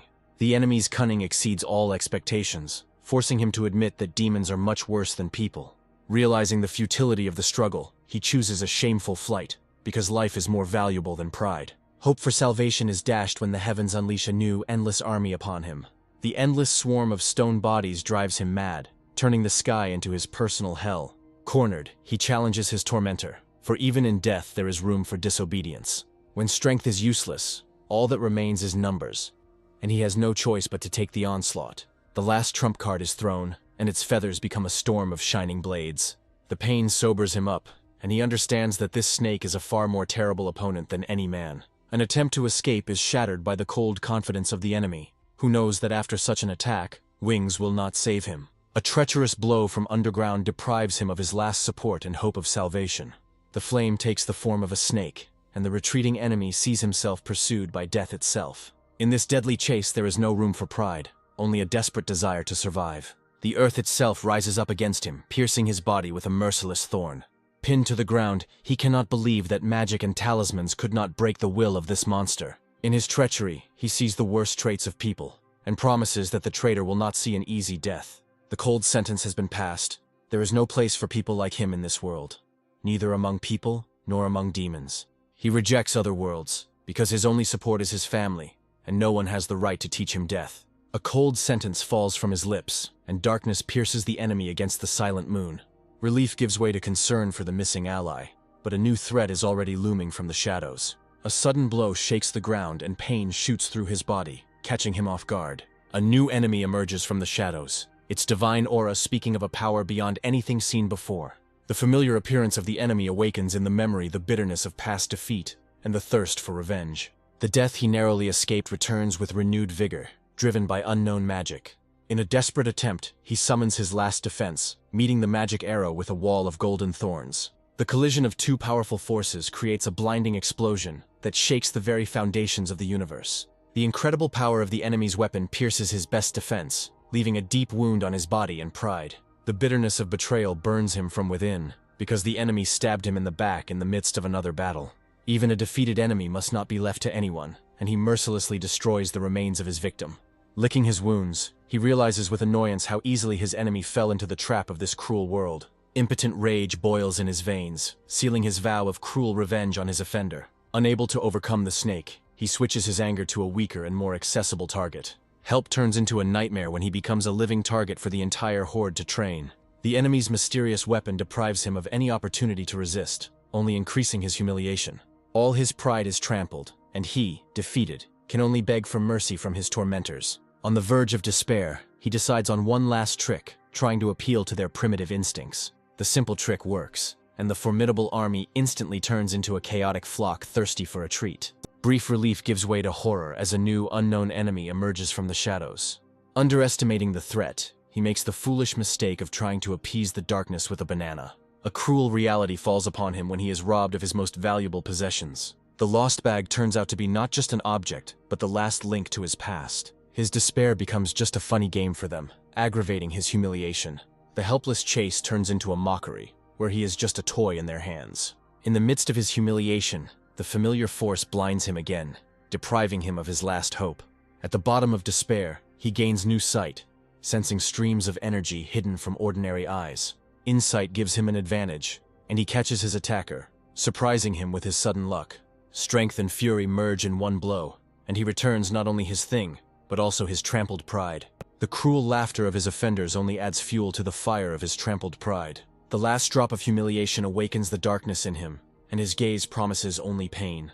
An unknown force bursts out, and the air is filled with a premonition of imminent death. The very first blow of unleashed fury shakes the earth, showing that the jokes are over. He loses control, and his body becomes a prison, consumed by the primal force of the earth. From the ashes of humiliation rises a monster of stone and lava, driven only by a blind thirst for revenge. Running away is useless when your enemy is the earth itself, and he has already chosen his first victim. A merciless blow ends the life of one of them, and the cry of horror is drowned out by the roar of the monster. Away from the chaos, a flash of rage does not go unnoticed, causing only bewilderment. He pronounces the death sentence, and the panicked flight becomes only a prelude to their death. Screams of terror are drowned out by the roar of lava as the monster continues its merciless hunt. Cornered, he makes a desperate gamble, consuming the forbidden fruit in the hope of salvation. A new, wild force explodes from within, and the victim itself becomes a furious hunter. The newfound power burns him up, turning salvation into excruciating agony. In a final burst of rage, the giant unleashes the full might of the heavens upon him, wiping everything from the face of the earth. In the ashes of a former battle, he finds only silence and a silent question about what happened here. The incredible transformation is shocking, because the one they considered a puppet has become a god. The answer lies in a lost object whose hidden power became the catalyst for this monstrous metamorphosis. Resurfacing memories reveal a tragic story of love and loss that led to this disaster. The great power is exhausted, and the giant turns to dust, leaving the predator to wait for its weakened prey. A sneak attack emerges from the shadows, catching the enemy off guard at the most vulnerable moment. A fatal mistake in the heat of battle when he tries to stop what cannot be stopped. A crushing blow shatters his stone flesh, proving the futility of resistance. The terrible weapon does not simply wound, it sucks out life itself, leaving behind only withered flesh. In a last desperate act, he throws the fiery blade, hoping to take the enemy with him. The enemy's silent resilience is astonishing, for even a mortal wound did not elicit even a groan from him. Suspicion forces him to act cautiously, sending his stone puppets on reconnaissance missions. In the ashes, he finds only the withered body of his faithful dog, who fell in this brutal battle. The mystery of the deadly arrows remains unsolved, instilling horror with their ability to destroy energy itself. He realizes that he was on the brink of death, and only a lucky chance saved him from a disastrous fate. The picture of the battle, seen from afar, leaves more questions than answers. The cunning plan has been carried out, and now the enemy will be led astray by his own blood. Even when wounded, he does not abandon the pursuit, sending his faithful servants on the trail of the enemy. 1,000 miles away, in a hidden cave, the air is thick with the sweet scent of pure power. Hiding from the world, he absorbs dark energy, preparing to reach the peak of his power. The sudden realization of his forgetfulness gives rise to anxiety for the fate of the one he left unprotected. The epiphany comes too late, and he realizes that all this time he was just a pawn in someone else's game. Driven by honor, he rushes forward to keep his word, no matter the cost. Returning to camp brings only emptiness and the troubling question of a missing friend. On the brink of life and death, she makes a desperate choice, sacrificing her last treasure for the sake of salvation. The unexpected tenderness towards the fragile person surprises even her, giving birth to new feelings. The joy of the long-awaited meeting is overshadowed by anxiety for the fate of their new, defenseless friend. The bitterness of separation brings tears, but in the arms of a friend there is always comfort. But the true reason for the tears lies not in separation, but in a terrible misfortune that she is afraid to talk about. A relentless pursuit begins, driven by the ominous promise of trying out a new, unknown weapon. In a panicked flight, he rejects all pleas, because his own life is more valuable than other people's promises. Desperate vows of safety ring out as lies in an attempt to stop his escape. A blinding flash of heavenly wrath proves that no promises can guarantee safety. The final ultimatum has been thrown, and the divine awakening pill becomes a weapon, not a gift. Just one glance at this concentrated power throws him to the ground, deprived of strength and will. In a desperate attempt to protect her own, she rushes forward despite pleas and fear. Even in the jaws of the enemy, her last thought becomes a gift given with hope for the future. Left alone, he vows revenge, not realizing the true cost of his escape. A bitter realization comes with tears when he realizes that kindness was mistaken for poison. The loss of one test subject only opens the way for a new one, and there is no room for grief in their eyes. Their attention shifts to a new victim, whose wounds promise new, cruel experiments. With childish confidence, she takes on the task, because for a true specialist, there are no hopeless cases. Under a silent sky, she makes a promise of healing, leaving his fate in her small paws. In the silence of the night, a dark ritual begins, where souls become just pieces in a great game. Absorbing someone else's power, he feels his body become stronger and his heart beat in anticipation of new power. A blinding flash marks a breakthrough to a new level, granting him power never before seen. The newfound power heightens his senses, and the world around him appears in a completely different light. Even in death, the enemy continues to serve him, becoming material for the creation of even more powerful puppets. A sudden sound breaks the silence, and paranoia reminds him again that he could still become prey. Under the full moon, a new hunter appears, drawn by the scent of battle and the promise of easy money. Deception breeds rage in him, because instead of the promised prey, he finds only stench and emptiness. The suspicion of betrayal forces him to move on, but now he has become much more cautious. He understands that the old enemy did not give up so easily, and now he will have to deal with this new threat himself. Far from this chaos, a miracle begins, and the torn flesh begins to slowly regenerate. The speed of healing amazes them, but they realize that it will take more than that to fully recover. Even in unconsciousness, he is tormented by memories of the cruelty he himself once displayed. The sudden return of a friend breaks the silence, bringing with it not only joy but also shock. Faithfulness to one's word proves stronger than insults, and he brings the promised gift, surprising with his honesty. The farewell is interrupted by a desperate plea for help, because they cannot do without his talent. Traces of a past battle become the key to the solution, and he takes up the trail of his old enemies. A heightened sense of smell detects a new, even more powerful threat lurking nearby. It becomes clear that their enemies are not just cunning. They have wandered into the territory of deadly predators. The enemy's weakness is explained by a recent wound, which gives them a ghost of a chance of victory. The mysterious disappearance of the enemy only fuels their passion for the chase, as it is now a matter of honor. The slight mockery of mistrust only underlines how much their relationship has changed. In the shadow of the forest thicket, an old acquaintance comes onto the stage, and his appearance does not bode well. Under the moonlight, he witnesses the return of an ancient clan, fleeing their power. The memory of his past feat is still alive, because he once saved their cub at the cost of great risk. Calling on an old debt, he asks for help, because his own clan was mercilessly destroyed. Despite his dislike of other people's discord, an ancient code of honor compels him to answer the call. Reluctantly, but obeying the order, one of them sets off on his journey, not understanding the reason for this sudden haste. The realization that their enemy has human technology forces them to reconsider their plans. The offer to send reinforcements is met with offended pride, because he does not consider himself a weakling. At this time, far away from them, a brilliant and insidious plan is born in the head of another.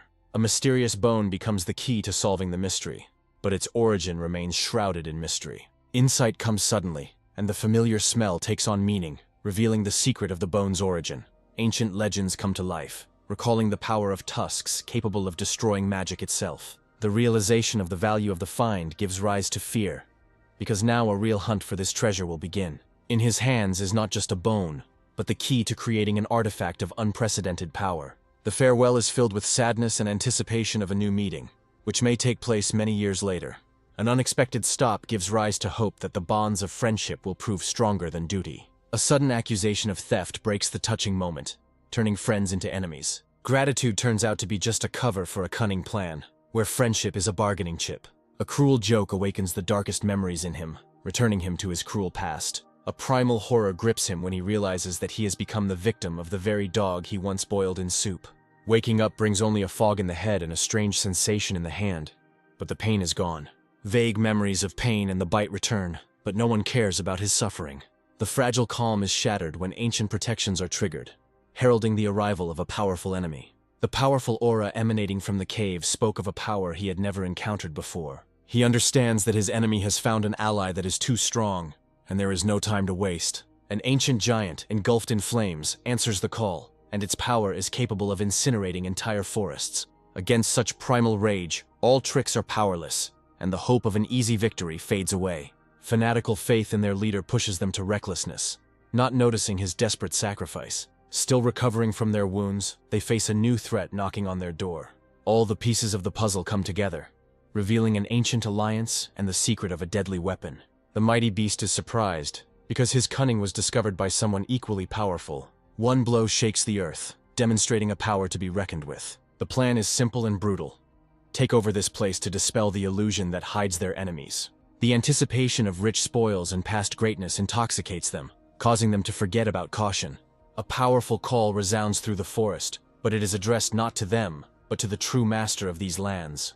A sudden turn of events ruins all his plans, sowing fear and doubt in his soul. He speaks to an invisible ally, and his words sound like a betrayal to those who considered him theirs. The realization that their enemies are familiar becomes a death sentence for him, and he looks for ways to retreat. The memories that surface reveal the secret of an ancient debt, because once this snake saved his entire clan. An incredible gesture of respect for their leader turns everything on its head, because he is their true benefactor. A desperate plea for mercy for a new home is met with the fiery fury of an ancient benefactor. There is a cold calculation in his words, because the help was only an accident, and they have common enemies. Primal terror contorts his features, and a panicked cry becomes the only salvation for his clan. An ancient debt demands payment, and he proposes an alliance to settle old scores with a common enemy. A sudden blow becomes the answer, because in this battle he will not tolerate outside interference. False alarm gives way to suspicion, because behind the mask of weakness there was hidden a story unknown to him. Looking at the mountain of corpses, he realizes that his friend has changed, and it is time to let go of old worries. The last chance for victory lies in speed and cunning, because only cunning can overcome brute force. The challenge is thrown down, and the small body is filled with determination, because he has never lost in a speed race. The giant's incredible speed erases all hope of salvation, turning the chase into a massacre. A deadly spike piercing the ground almost reaches its target, leaving a trail of fire in its wake. Cold calculation tells him that evasion will only bring him closer to certain death. At the very last moment, he uses an ancient treasure, turning a deadly attack into a springboard. The daring escape stuns the giant, as his own strength was used against him. An unknown artifact becomes his salvation, carrying him away from the fury of his pursuer. The enemy escapes, but his cunning and incredible resilience leave behind only admiration and anxiety. In a fit of rage, he unleashes all his might upon the earth, creating a forest of deadly thorns. Despair gives way to the realization of his own stupidity, when his attack only helps the enemy escape. The blood on his lips becomes proof that even in this unequal battle he was able to strike a blow. Now that the enemy is wounded, the real hunt begins, and the thirst for revenge burns in his eyes brighter than any flame. The suspicion of simulation makes him act even more cunningly, because the enemy may be smarter than he seems. Time is running out, and he rushes into battle, because delay threatens the loss of his most valuable treasure. A daring attack on the fly becomes a trap for him, because the enemy was just waiting for this moment. The sudden blow takes him by surprise, but he still doesn't understand the true purpose of this attack. The realization of the deception comes too late, when his precious artifact is captured by an unknown force. The rage from such treachery blinds him, because no creature has ever dared to humiliate him like that. Greed flashes in his eyes, because he intends not only to get back what is his, but also to take what is not his. The spiritual imprint becomes the key to victory, and he puts all his power into one crushing blow. An unknown force breaks his connection with the artifact, and a cry of horror becomes his only response. Defeated but not broken, He cannot understand where this demon got such power and the illusion of a dragon. The threat in his words becomes real, and now not only pride but also life is at stake. He lays all his cards on the table, showing how easily he was manipulated and turned into a pawn in someone else's game. Too late, he realizes that a truce is impossible, and the golden scales become his death sentence. The last hope is an energy-absorbing arrow, but even it may not withstand such power. At the most crucial moment, his best weapon crumbles to dust, leaving him defenseless in the face of the enemy. Even in defeat, he finds a nugget of knowledge, realizing that even the tusk has its weakness. The endless rain of golden scales drives him mad, turning the battle into torture. Realizing that the only way to win is to kill the leader, he launches his last, desperate attack. The sudden intervention of the stone golems comes as a complete surprise to him, ruining all his plans. Even surrounded by enemies, he does not give up, tearing them to shreds in a fit of blind rage. The last trump card had been thrown, and a fiery explosion was supposed to be the finale of this battle. Even engulfed in flames, he does not give up, because his rage is stronger than any pain.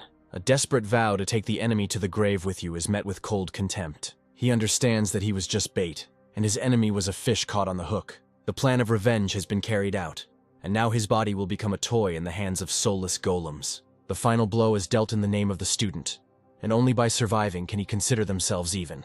Meanwhile, elsewhere, a battle of the elements rages, where hatred clashes with primal power. The scale of this battle is staggering, as even their benefactor watches, not daring to intervene. From the ashes and fire he rises, wounded but unbroken, bidding farewell to his fallen brother. He understands that the enemy is still alive, and he needs to act with confidence, because this cunning man can pretend to be dead. The final blow of the golden scales puts an end to this battle, leaving the enemy no chance. The gravity technique tears the enemy's body to pieces, and relief finally replaces the tension. Admiration for his strength is boundless, because he defeated an enemy who was no match for him. As a token of gratitude, he is offered a gift that burns even his own flame. The tusks of the fire-ice elephant are not just a weapon, but a symbol of the gratitude of an entire people.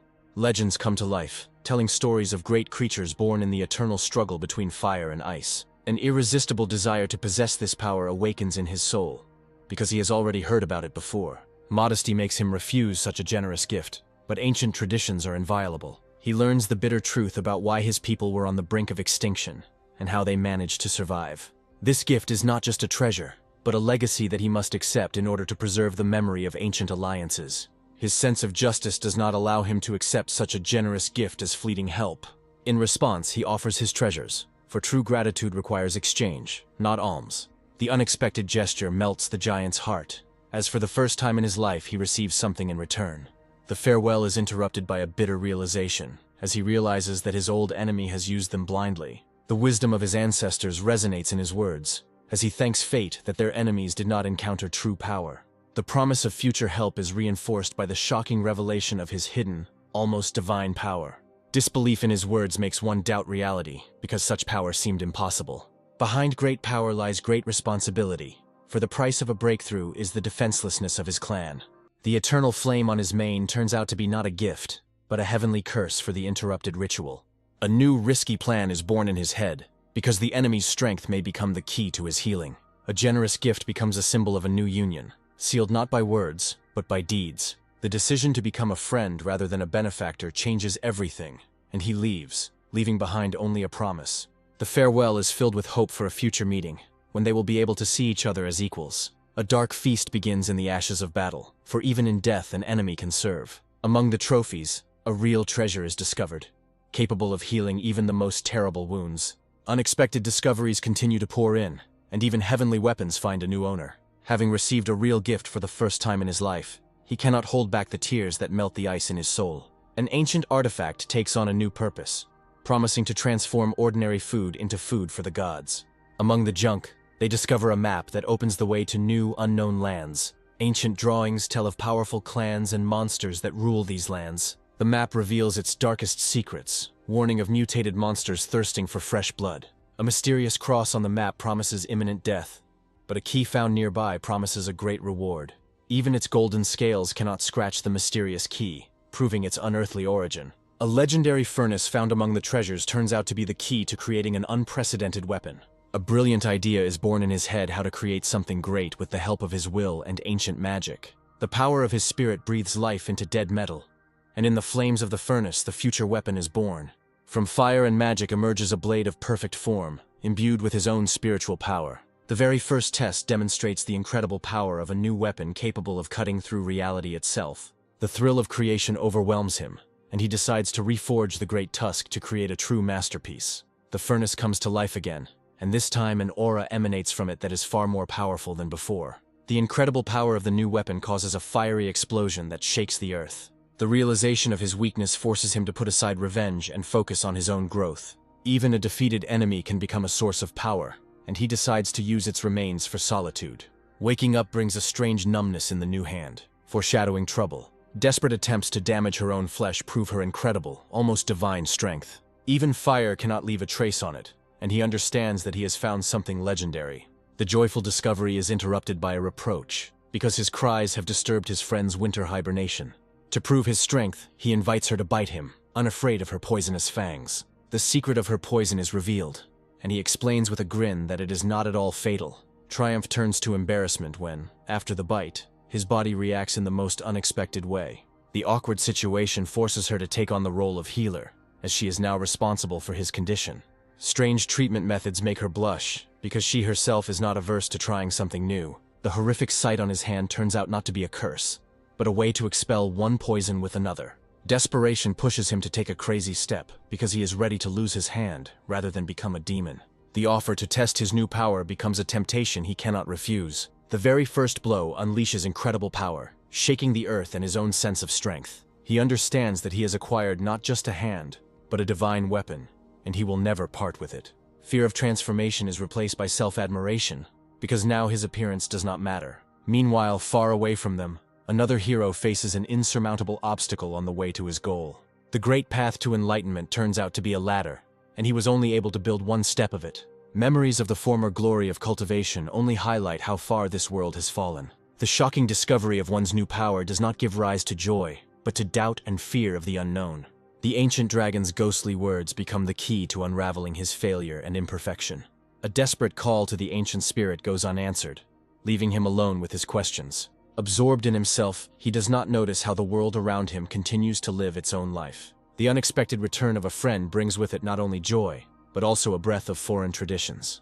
A simple question about holidays reveals the bitter truth about the plight of demonic beasts. Even far from home, traditions remain alive, reminders of the 5 years spent in exile. An innocent question about home opens a deep wound, because true home is the place where you were born and raised.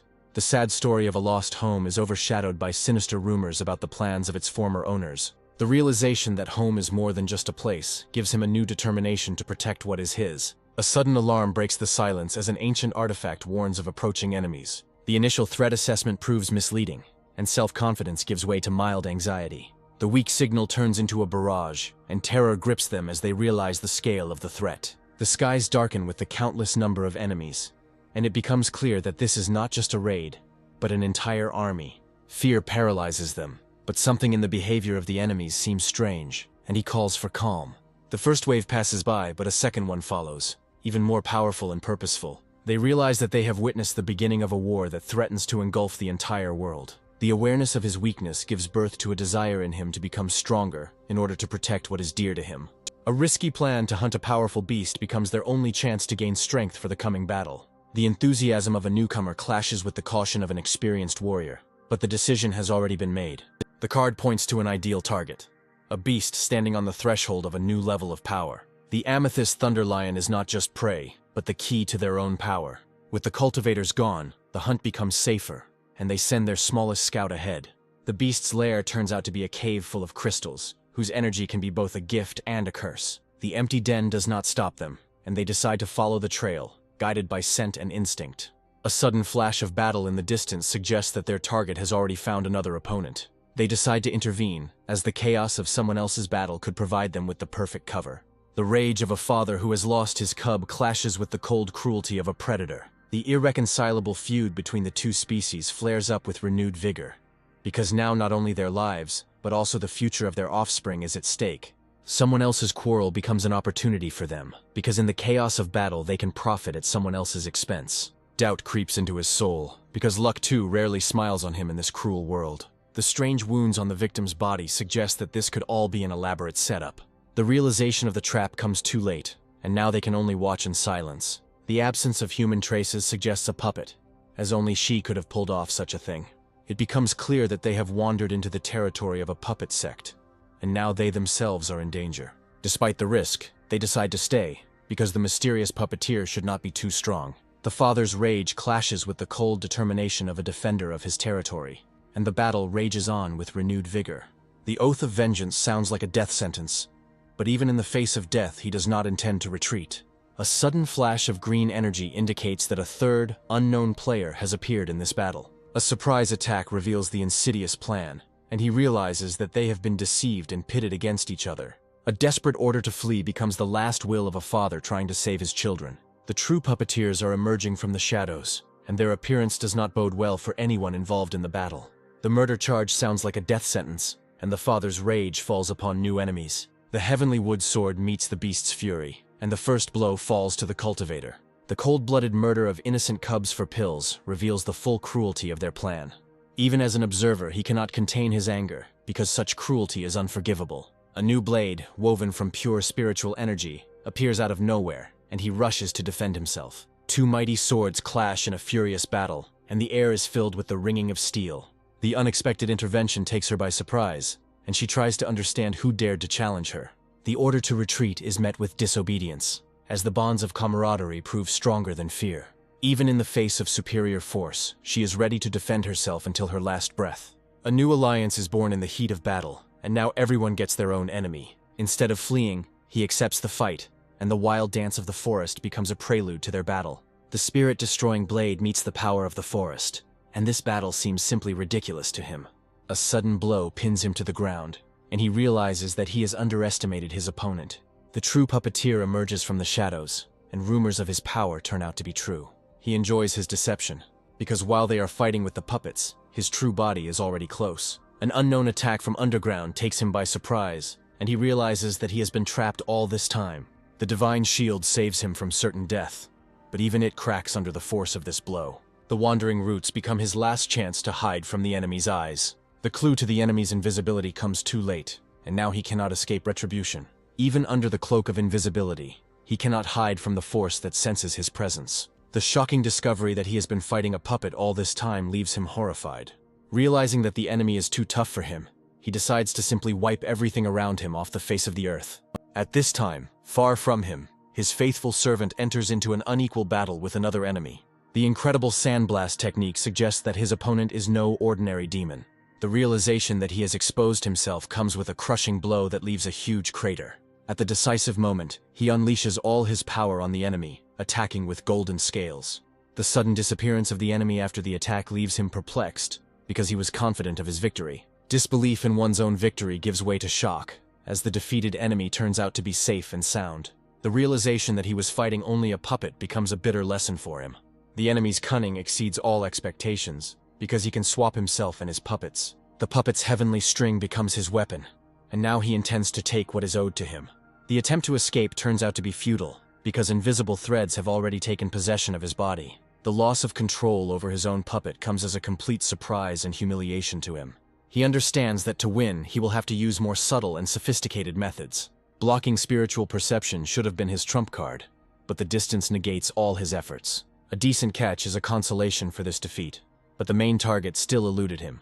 Enraged by the loss, he orders his faithful servant to prevent the enemy from escaping, no matter the cost. The master's order is carried out without question, and he rushes into battle to intercept the enemy. The incredible power of the attack at such a great distance shocks her, as it seemed impossible. The spell's power increases exponentially, and the rage from such treachery clouds her eyes. The earth rises against them, and a forest of piercing thorns was to become their grave. Even in the face of imminent death, she rushes to the defense, covering her comrade. He catches her in midair, and their retreat becomes a race against death. A new weapon is thrown into the chase, a stinking bomb that was supposed to stop their escape. The foul smell confuses them, but the true purpose of this attack is not to kill, but to humiliate. A sudden blow knocks him off his feet, and he realizes that the pills were just a distraction.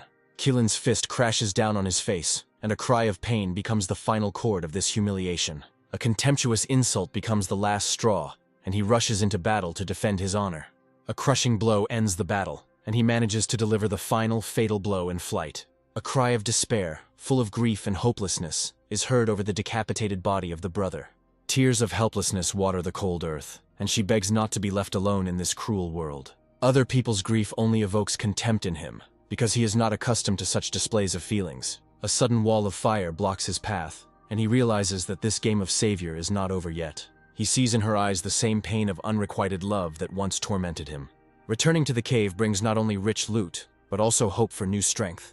A generous gesture of gratitude cements their strange alliance, based on common purpose and benefit. Finding the long-awaited pill becomes a chance for him to achieve a breakthrough he never even dreamed of. The naivety and generosity of his new friend only make him smile, because he is used to being deceived. The rich loot left after the battle becomes his personal treasure.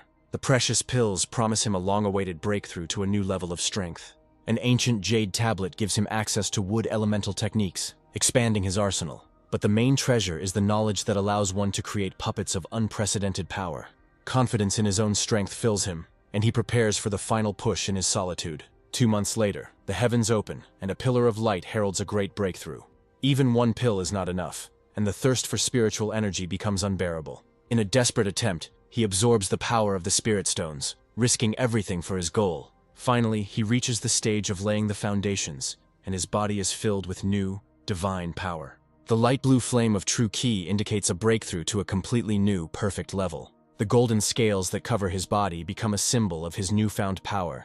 From the depths of his consciousness, an ancient dragon emerges to tell him the secret of truly perfect inversion. He understands that he will have to comprehend the greatest secrets of the universe himself, without anyone else's help. A new plan is born in his head, to strengthen his puppets in order to prepare for the coming battles. The first thing he decides to do is create powerful swords from the tusks of fire-ice elephants. The lack of a special furnace is no obstacle, because his own golden scales are the best forge. A week of agonizing polishing bears fruit, and he finally completes his creation. 2 powerful swords woven from fire and ice become his new deadly weapons. Even at this new level of strength, he struggles to control their power, realizing that he still has room to grow.